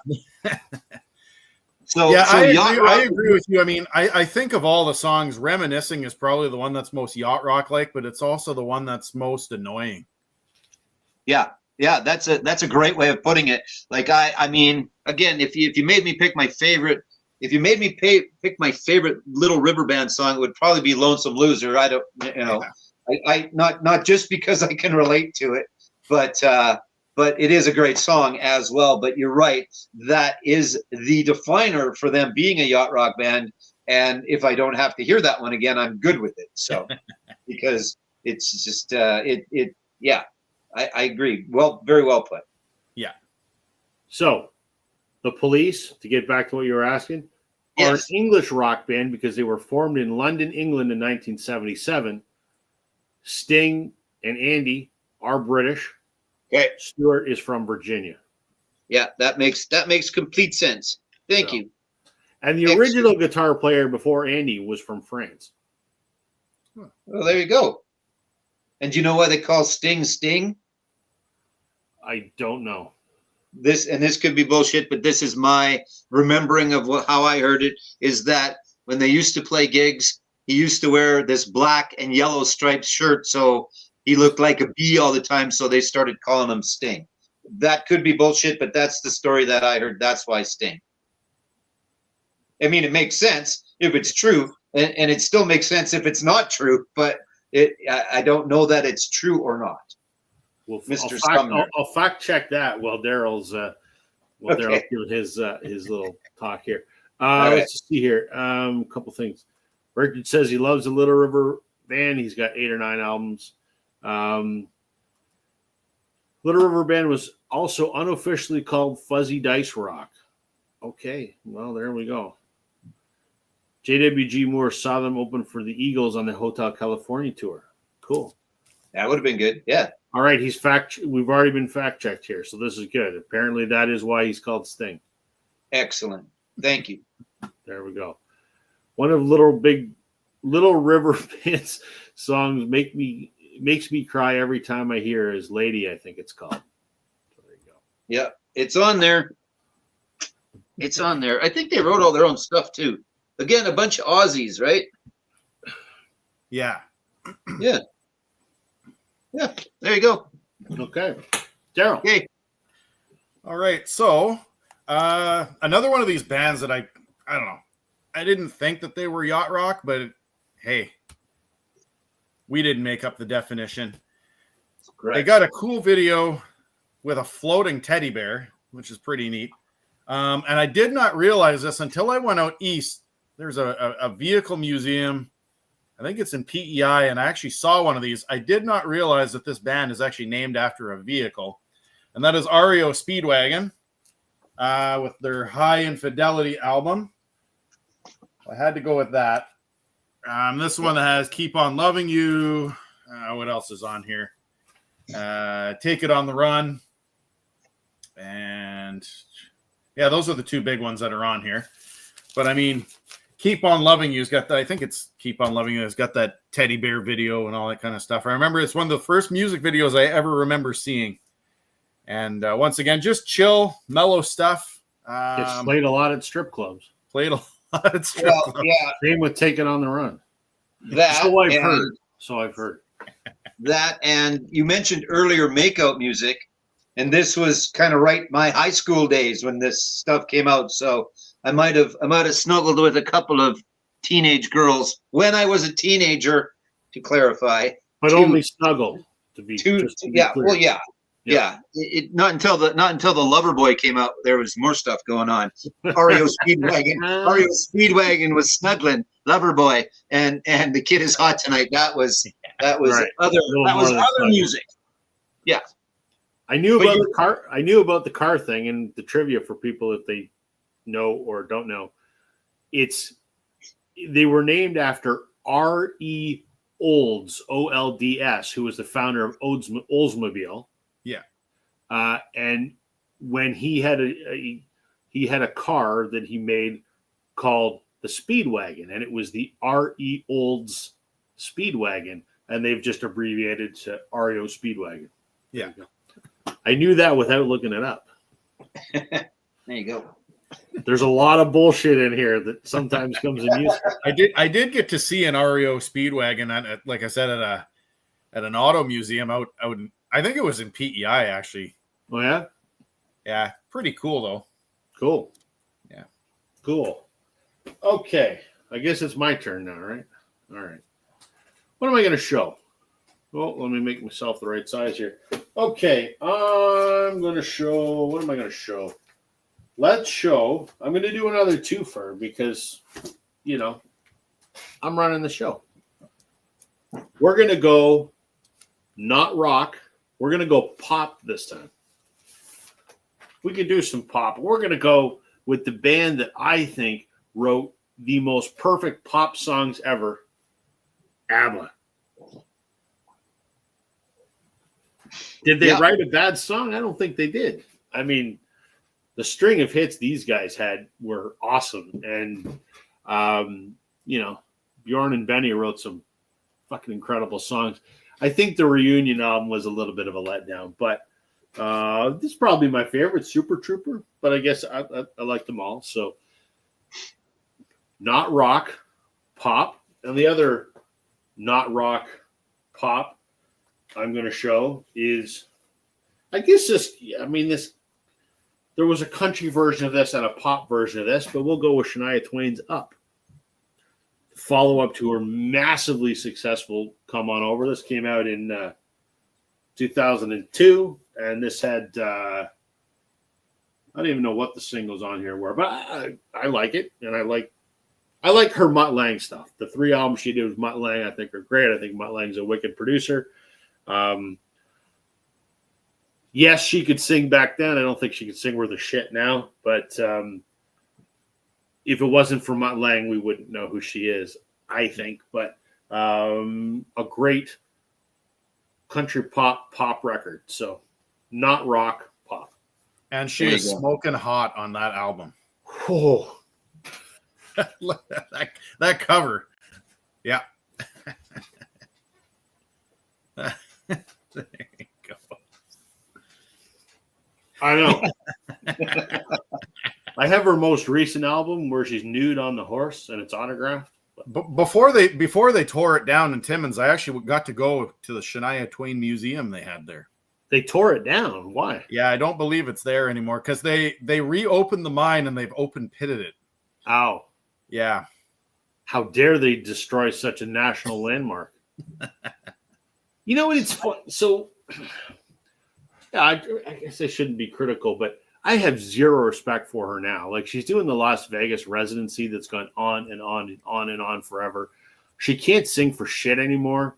It's all auto-tuned and it's all nasally, and she's still trying to be like she's 25. Well, you're not, lady. You're fucking 60. She still looked pretty good though. She still looked good. Yeah, no, I got to see her from like Me to You Away. I did. And it's made up a little bit, but she still looked okay. And I thought she put on a great show. Whether it was her singing or not singing, it was a good show, and I'd never seen her, so I was glad that I got a chance to see her. So gotcha. And I did the fact checking. The Shania Twain Museum ran from 2001 to 2013, and then they closed it. What a shame. What a shame.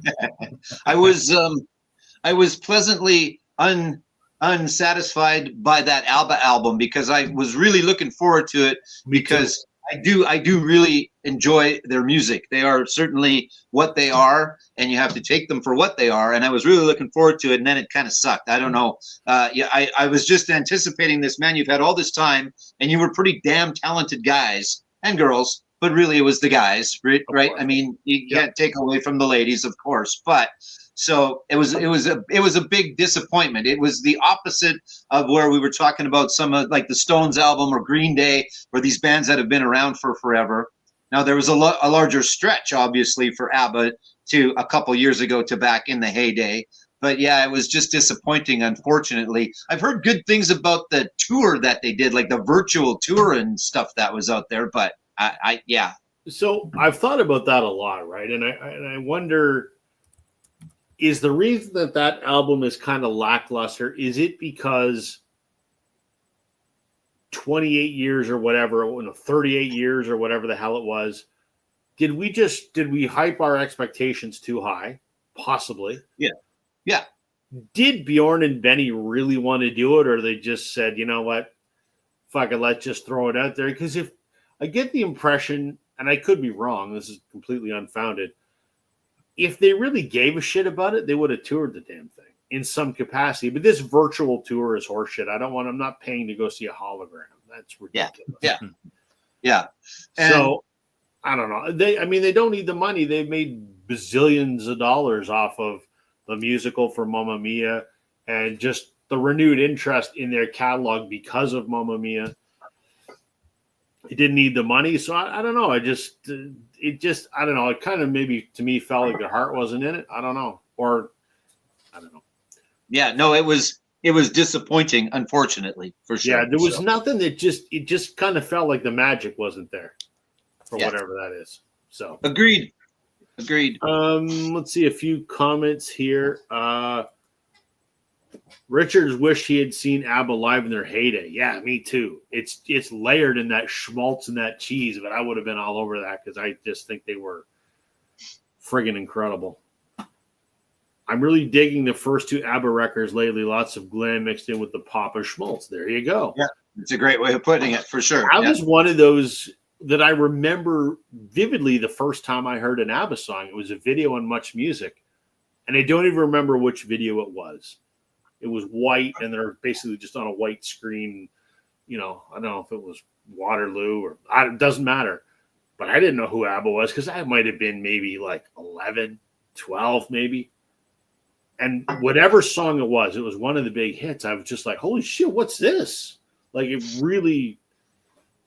just blew me away. And those guys were, to call them ahead of their time, I'm not sure if that's exactly right, but the production on those albums and the fact that they had a video in the 70s for every song that they did, which then got the shitload played when the video stations came around. They were doing all of that. I mean, they came from EuroQuest, right? That's Eurovision. where it all started, Eurovision. right? Yeah. Or Eurovision. There you go. But yeah, I mean, they had the foresight to have all that stuff recorded, and here's us, and here's us, and here's us. And let's not forget the fact that they're doing this all in English, which is not their first language. Yeah. That's true. Well, the big thing was that they were always, at the time anyway, and who knows, maybe they still are, they were the biggest export of anything, even bigger than Volvo cars coming out of Sweden. Just they were huge, and they got written off a lot too. But then again, that's another one I think that I've come around to. Oh yeah, I probably should have given that a little more creed at the time than I did. So yeah, agreed. Tim saying Bjorn and Benny wrote a musical in the 80s called Chess. It spawned some good ballads, but the big hit that hit radio was One Night in Bangkok. Yes, absolutely. Yeah, Murray Head. Yeah. Brian, thanks for joining us, man. Thanks, Brian. You might be gone already, but thank you. Billboard named Beyonce. I don't even want to talk about that bullshit list because Beyonce shouldn't be number one. That was bought and paid for. But anyway. Roxette was another huge Swedish group that had ABBA-style production songwriting. Yeah. I saw... But not near the number of hits that ABBA did by any means. Yeah, I saw today that he has found a new singer, that the guy from Roxette, who I couldn't tell you his name, and I can't remember hers either, he has found someone and they're going out on tour. So interesting. Wow. Yeah. I'm not sure that... You know, I guess if you take it for what the music is, if it wasn't necessarily her voice and her persona that you were a Roxette fan of, maybe it's an okay show, and it's probably still going to be a fun show if you like Roxette, obviously. But it might be one of those tough ones. But cool. Yeah. All right, we can do another round. Joe. All right. I'm going to give a little love. I'm going to maybe do a twofer here. Sure. If you pull it, you got to show it. Well, I've got a bunch. There's going to be one rapid fire coming up later. Okay, I thought I had a couple of female artists, but I actually just have one. And I think that she fits the category. I think. Again, she comes up on some of the lists. But shame on you for calling that yacht rock. What the fuck? But you're saying that yacht rock is bad. Not rock. Pardon? Not rock. Okay, but here, so we can agree on the fact first, that and then you and I'll argue about it. Go ahead. Okay, it's of its time. It fit the genre. Of its popularity, it fit the genre. But this is an album that everybody should own. And if you don't own this, go out tomorrow, go to your local record store, and say, "Have you got Carole King's Tapestry?" Because everybody should own this album. You're getting pissed because you're not a fan of the genre, and I've included in that. But I love this album, and I don't disparage it in any way, or for lack of the proper term, getting pissed. You know what I mean? Yeah. But yeah, this is an album that everybody should own because this is such a great album. All of her stuff, but this one for sure. I agree with you 100%. It's one of those. Not that I believe in the albums you must own, but I mean, there's something for everyone to like on there. I wouldn't call it a yacht rock album. I mean, to me, it's singer songwriter, right? But I mean, obviously singer songwriters are part of yacht rock. To me, it doesn't. But you know what? Music, it's all interpretation, right? So exactly. Because yes, it does definitely fall into the singer songwriter category. 100%, because that's what she was, right? Yep. She would be on the Mount Rushmore of kind of singer-songwriter-ish. And I know I'm using that term a few times, but yeah. Anyway, I included Carol. If you're gonna go with female yacht rock, I agree though. I think Carole King, Carly Simon, the Carpenters, I guess. Yeah, they would fit that mold, yeah. Captain and Tennille. Now, again, Captain and Tennille, Carpenters are pretty good. To qualify because he's a captain. He's the captain. Exactly. Well, yeah. Anyway, yeah. So I included her. I was going to pull out Carly Simon as well, but I did not. You don't want to pull her because she's so vain. She is. Thanks, everybody. I'd like to say I'm here all night, but I'm here for about another half hour. So yeah. Daryl. I just like this useless fact by JWG. Hold on. There's a rock band from the 70s called the Yachts. There you go. All right. All right. So this next one I have, I think you would consider it more experimental music than anything else, but they did have a hit that definitely falls in the yacht rock genre.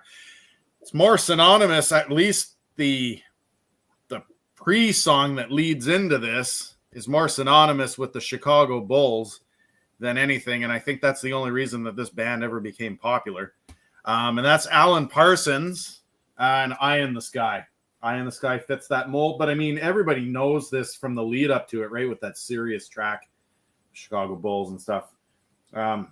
I don't really know a lot of Alan Parsons previous to this, though. I think Eye in the Sky is one of the only songs I know by them. And everything that I read about these guys is that, or him, I should say, Alan Parsons, him. It's more experimental music than anything else. But Eye in the Sky is a cool song. Fun fact, I got this locally, and you can see it's from the Awashishuk Center in Moosonee, Ontario. So there you go. What is the Awashishuk Center? It used to be like a healing center, I think. A healing lodge, yeah. Well, there you go.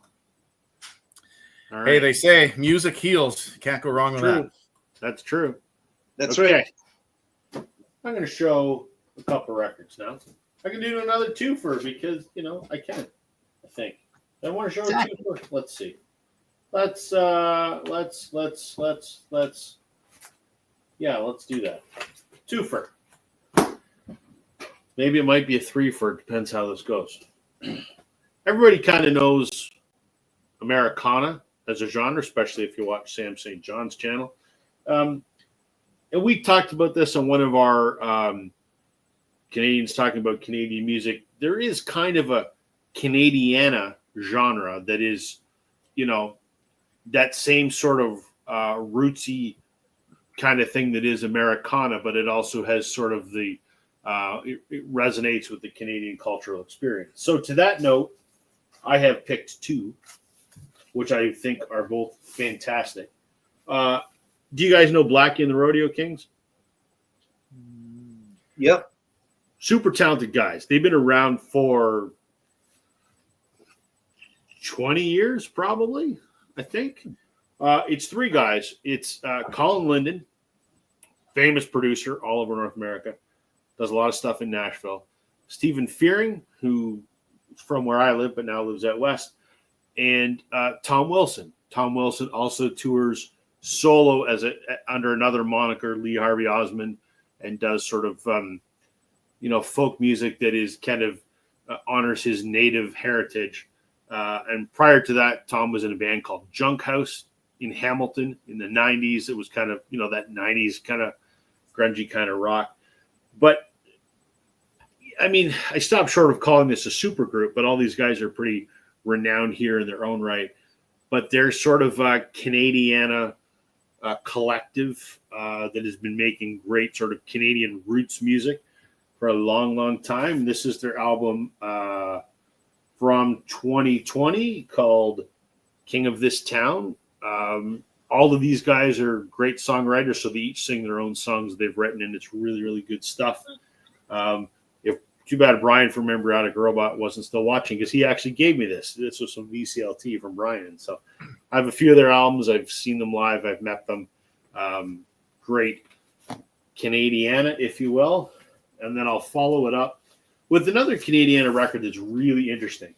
So this is called Down and Out and Up Along. And this came out in 2012. And this is Gord Pinsett, Greg Keeler, and Travis Good. And what this was is Greg is in a pretty famous Canadian band that I don't want to mention because certain people, Richard likes to make fun of me when I mention that band. And Travis is in another band called the Sadies. And Gord Pinsett is kind of just a Canadian cultural figure, poet, writer. I don't know what the hell else he used to do. But we all know who he is, and I don't know why we know who the hell he is. But and what this is he had a bunch of poems that he had written, and he was friends with Travis and said, hey, I got some poems.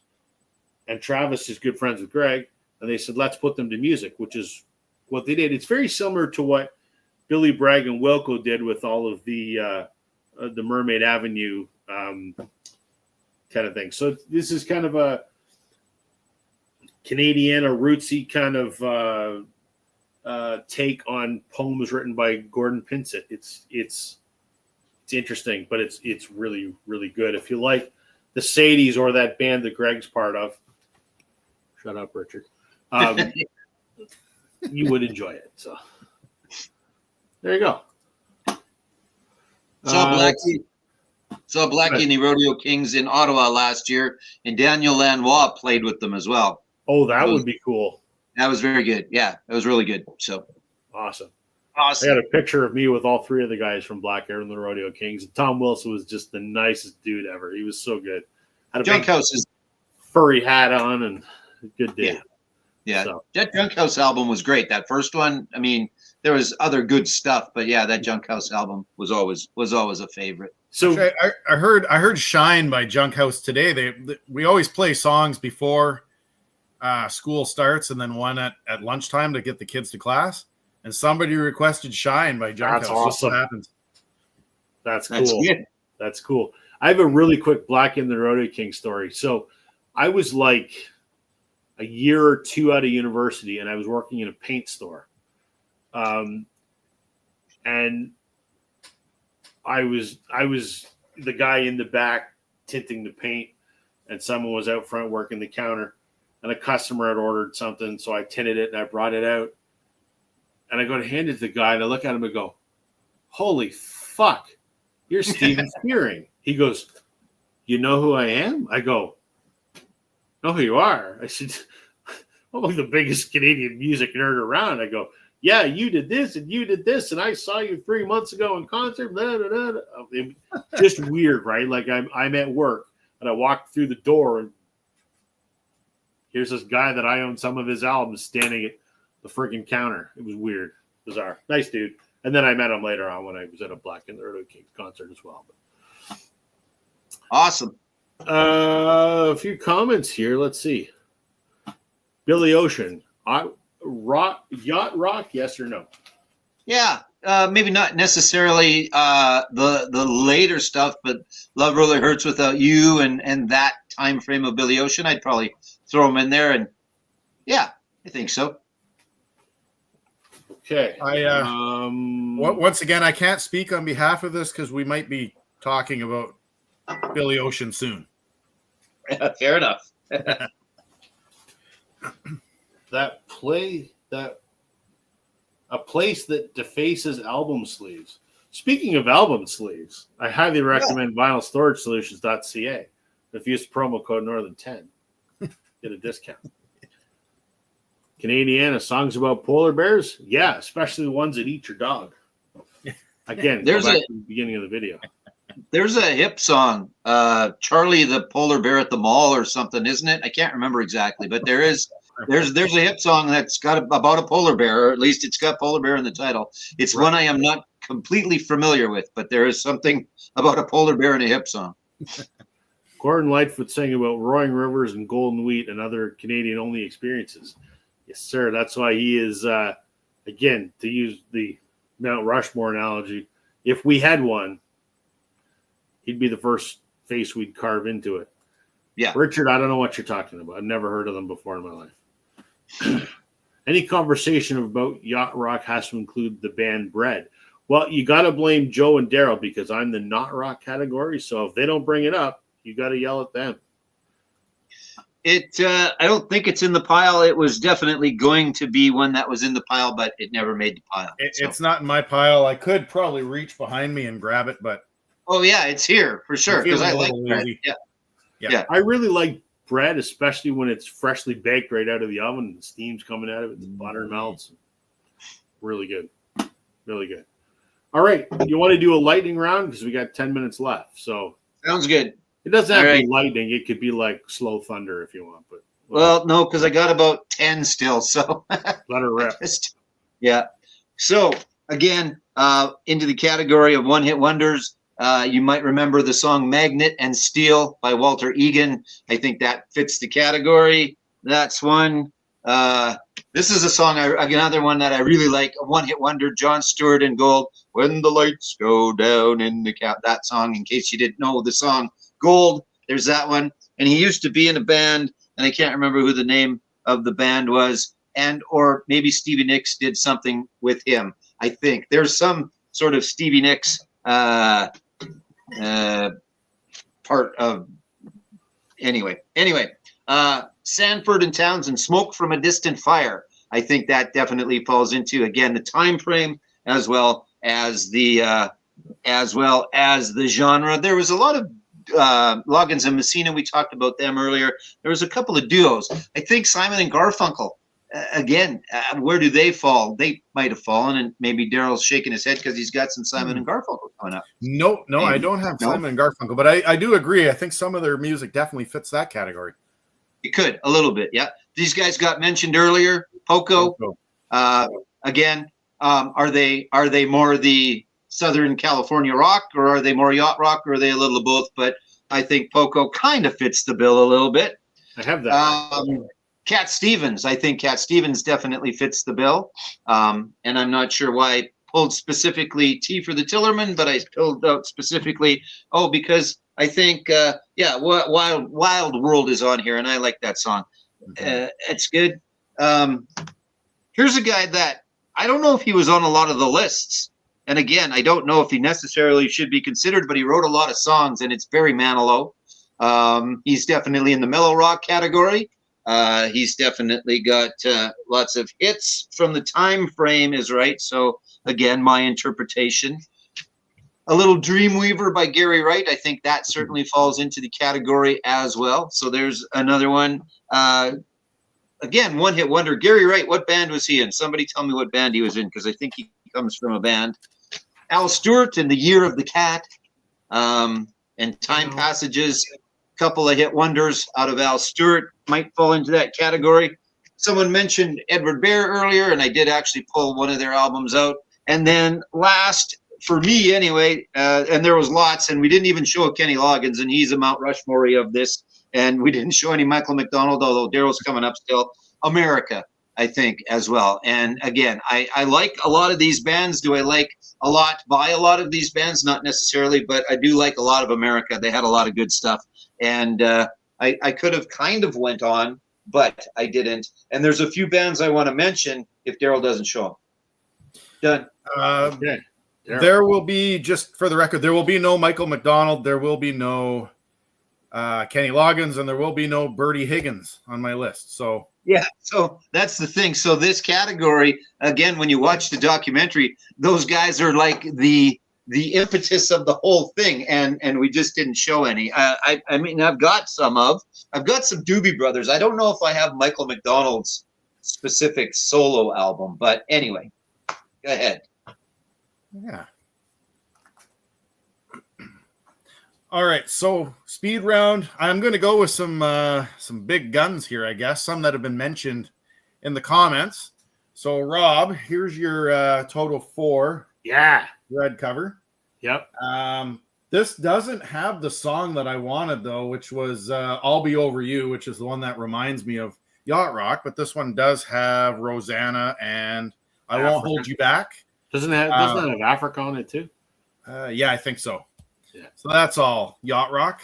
And then to tail off of the Little River Band, the other Down Under group, got to go with some Air Supply, Lost in Love, and all that stuff. I mean, that's soft rock, mellow stuff. Who was it? Somebody mentioned Billy Ocean. This is the one that has Caribbean Queen on it, which I think if you're going to go with Yacht Rock from him, Caribbean Queen and Suddenly. And then Chicago's 17. I don't think their 70s stuff is Yacht Rock and their late 80s stuff is. And I think it's that real early 80s sound with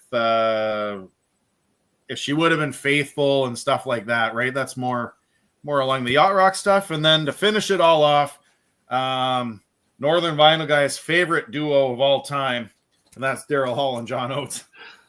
Got to go with that. But I mean, You Make My Dreams Come True and stuff like that. I mean, I know I don't like that song. It's definitely not my favorite Maple Leafs goal scoring theme song or anything like that. But the reality is, I mean, it fits that mold. And I definitely think that their early 80s stuff is as Yacht Rock cheesy as you're ever going to find. So Maneater, all that genre, right?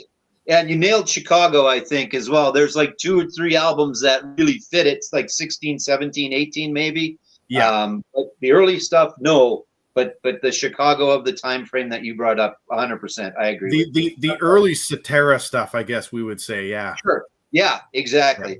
Hard for me to say I'm sorry and yeah. For sure. Okay. All right, Rob, did we put you to sleep with the Yacht Rock, or looked like you were fading there or something? So I fucking fading every day. Who are you kidding? All right, so I'm going to round up the not rock category with some stuff that I've pulled. We're going to go with this, which is we'll call it country rock. So that's not rock; it's country rock. I think is what I would call this. The Flying Burrito Brothers, Gilded Palace of Sin. I mean, what a phenomenal kind of landmark album. Not much more I need to say about that. This is a fellow that is synonymous with rock, but most people don't know that he put out a country record. John Fogerty, after he left CCR, put out an album. This is just a single, but I don't have the album. But he did an album under the moniker of the Blue Ridge Rangers.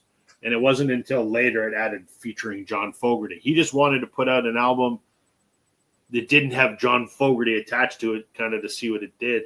And, it's okay. That's about as glowing review as I can give it. That's all right. This is country, I think. It's also a few top 40 hits.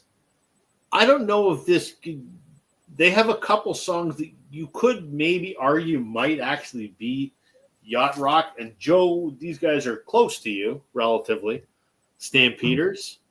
I mean, they're country-ish and they dress like cowboys, but you could argue maybe that something like Sweet City Woman, that's kind of like a soft rock kind of staple. That could almost be a Yacht Rock song, maybe. Yeah. Yeah. If you were forced to find one in your collection, that might be it. Yes. Yeah. Right. Yeah. I don't think all of their stuff is. No. But that song, yeah, maybe. Yeah. And you got to like the sideburn chops on that guy. That is amazing. Yes. Yeah. It's like Mungo Jerry style. Yes. He's still around, and he's still around. Can't remember his name. His name is Kim Burley. He's the drummer. The bass player just died about a year or so ago. But these two guys are still out there touring a little bit. But this has actually 2 of their big hits on it. It has Sweet City Woman and their other big hit, which was Carry Me, which is a great song. That's a great song. Covered by the Trans-Canada Highwaymen, by the way. It's Canadian top 40 country from the 70s, but you could argue maybe it's Yacht Rock. And I'm going to round this out with an album that actually is Americana, if I can get it out of the goddamn sleeve. The Avett Brothers. I know Sam's a big fan of these guys. They put out a bunch of albums. This is by far my favorite. 2012's The Carpenter. It's just that, that sort of Americana stuff. So, yeah, fantastic. Not rock.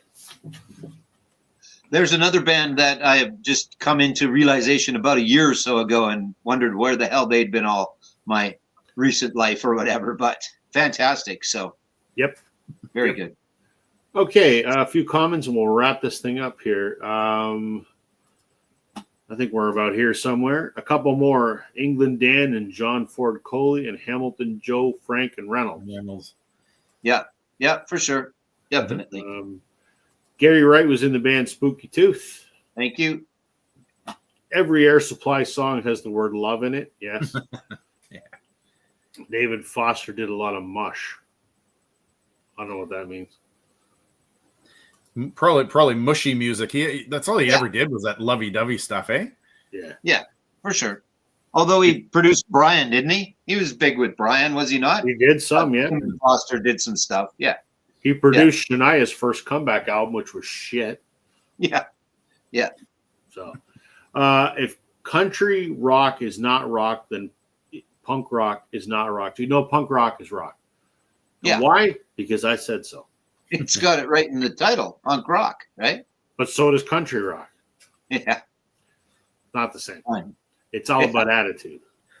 Yeah. Not to mention Lighthouse. I didn't even think about them. Yeah, Lighthouse. Sure. Yeah. Yep. Yeah. There's a few, right? Like Dr. Hook, again, Dr. Hook like Chicago, not Penicillin Penny and cover of the Rolling Stone, but My Baby's Blue Jeans and things like that. That might have fallen into it. But there was Looking Glass, Brandy, or a Fine Wine. Yeah. That, again, that's certainly one. Player and Magic and Exile with Kiss You All Over. Again, they were all those kind of those one-hit-ish wonders that certainly fall into that category. So those were just a couple more that I had thought of that I didn't actually have or I didn't bother to pull out. But Yeah. Cool. Well, we'll do as we always do. Go around the horn. Daryl, what's anything to talk about your channel? Anything you want people to watch? I have been so bad with my channel lately. It's not funny. I really got to get on this and make a video one of these days. I think what it is, I'm kind of at that late November. It's getting cold. I mean, up here, I mean, by the time I get home from work, there's about 30 minutes of sunlight left, and then it's nighttime. So it's kind of just going into winter hibernation depression mode, which, like I said, I got to really just get back into the swing of things and get some stuff going. So you need a Hawaiian shirt and a captain's hat and some flip flops and a pina colada and some yacht rock, and you'll feel great. I should just do one of those, go out in my shorts and a t-shirt and dive in the snow and see what happens. that's right. Make sure there's no polar bears. I saw somebody do one of them polar bear dips there on YouTube recently. I just don't get it. I don't get it at all. Me neither. Nope. Agreed. Joe, how's things at the store? You had your Saturday opening just after Black Friday Record Store Day. How'd that go? Yeah, it was good. We had, Small Business Saturday. So we sold a bunch of records and we sold some equipment as well. I always need to remember that we're also, along with being a vinyl shop, we're also audio and video as well. So we sold some B&W speakers and we sold some turntables and we sold some amplifiers. So, it was good overall. So, just plugging along. We'll probably do a little bit, one more Saturday, one more, give the people the opportunity to come in on a Saturday before Christmas. I don't know if a lot of people buy friends used albums for Christmas, but we've got a decent little new selection as well and things like that. So, but yeah, store's good. It can always be busier, but it's getting by. So keep me out of trouble anyway. I have to vent because I just mentioned Black Friday Record Store Day. I'm not a big fan of Record Store Day anymore. The thrill for me has been gone for years, but I had to go out this year because I wanted that U2 How to Reassemble an Atomic Bomb. Right. So in the town that I live in, there is 3 record stores. There's a small independent record store downtown that is nice, small, but she does a pretty good job. And then there is a larger one that's part of a small chain of, I don't know, like 10 stores across Southern Ontario. And they started off being used CDs and used movies, and now they sell vinyl, new and used. And right on their sign, underneath the name, in gigantic letters, it has the name of my city, apostrophe S, record store. They build themselves as our record store. They're run by the biggest, pretentious, snobby douchebags I've ever met. That'll come into play in a minute. And then we have an FYE, which is Sunrise Records. Yeah. Right? And that's up at the mall. That's a big chain. And so I thought, okay, I'm going to go to my city's record store. It's called The Beat Goes On. It's part of a chain. So I went to The Beat Goes On. I'm looking around. And I said to the guy, did you get anything for Black Friday Record Store Day? And in the typical snobby, pretentious douchebag fashion and I should say not every city store is like that. I go to the one in the next town over and they're awesome. It's the one in my town are run by assholes. And he looks at me and he goes, we don't do Record Store Day. Oh, Jesus. And I thought, well, fuck you and the horse you rode in on. Yeah. So then I went to the little one a few blocks away downtown. And she's like, yeah, I didn't do Record Store Day this year. I'm like, oh, okay. So I went to the chain store up at the mall. Well, didn't they fucking have it? And I go, isn't this kind of not what Record Store Day is supposed to be? Yeah. Weird. Yeah, exactly. Anyway, I got it. You got it. It's stupidly overpriced. And I noticed someone else had posted, another Canadian had posted that same record was $77, which is also what I paid for it, which is absurd. Yeah. The only way to get it, unless you want to pay for the $400 box set. Yeah. Anyway, I was disappointed that a lot of these stores here locally are, not doing it. So I don't know if it's just the Black Friday thing or whatever, but do I know the deal with HMV and Toys R Us? Yes, I know absolutely what you need to know there. So Toys R Us in Canada still exists, never went out of business like it did in the States. Toys R Us in a lot of cities now have an HMV, which doesn't exist anymore. They have an HMV area now in a lot of the Toys R Us's, including in my city. And there's like an aisle of DVDs and an aisle of vinyl, and it's okay. I find it they're very, very pricey. Now, the reason that has happened is there's a billionaire that owns Toys R Us Canada and now also owns the rights to HMV in Canada. He's also the same guy that owns Sunrise Records and Fourier Entertainment. So he's just taken the HMV banner, which he has the rights for in Canada, and made it a little area within the Toys R Us. I did a video about it. If you look back on my channel, maybe 2 months ago, what my thoughts were about the HMV kiosk or whatever you want to call it in my local Toys R Us. And you can check out Frank Landry at channel 33 RPM. He did the same thing as well a month or so after I did. But yeah, it's kind of like how Walmart sells records at Walmart, but now Toys R Us sells them as well. So yeah, the selection was good, but I find them very expensive. Mm-hmm. Yeah, and I think that's the general consensus. It's not like the shop that you went into. They all are like that. It doesn't matter. It's across the board. There's some specific. Well, it's kind of the same pricing as Sunrise. Now, it's more expensive than Sunrise. I find it's more expensive. Yeah. So, but it is very ironic. Oh, and I have something else too, real quick. It's ironic you say that Record Store is meant to promote the independent record store, and the Record Store Day title you were looking for wasn't at any of the independents. Right. And we didn't participate again.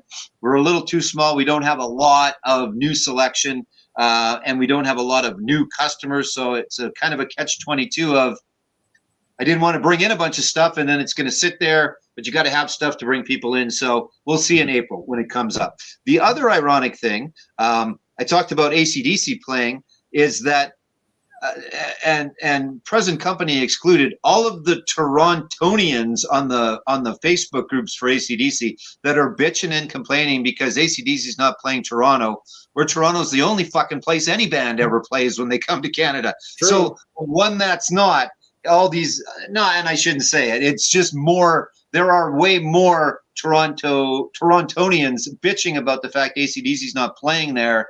When shut up, guys, because you get everything else. You get everybody. So, and they'll announce a date there eventually as well. There's only 13 dates, and if they get started and everybody's healthy and everybody keeps going, because there's not even any dates in New York, there's not any dates in Toronto, there's just Vancouver and stuff, and it's all early in the year. So anyway, I just found that a bit ironic that people from Toronto were bitching because a concert's not coming there when it's the 1 out of 1,000 that isn't. Don't you know, Joe? Toronto is the center of Canada, man. It's the only part that matters. It is the center of the universe. That's right. It is. I'm not part of it. I'm an hour away. I know that. I know that. I know that 100% that you are not part of that. So thank you. Yeah. All right, guys, that was fun. I guess I got an update on my channel. I did a video on Sunday, which was about I met up with Brian from Member Attic Robot. We went record shopping in Hamilton. We were supposed to have a couple other people join us, but they couldn't make it. They can't, last minute, not going to make it, whatever. So Brian and I went and bought some stuff. So I did that video. And I think this week's video, the new 2025 vinyl tag is out already. Is it really? Yeah. Well, Rob Walker's not doing it this year. A channel I was not familiar with. I think he's from out in BC somewhere. Took it upon himself to do it, and Mazzy jumped on it. So now that Mazzy's done it, it started to gain some traction. So sure. I may jump on that, I think, because I don't have any other ideas for what to do this week. So I may do that vinyl tag. So that's it. Go. That's all I got. So now that we've cleansed our palate with the Yacht Rock, I think next week we'll do metal. What do you think? I don't have any metal. Yeah, I know. I think next week we should do ugly album covers because we keep talking about it.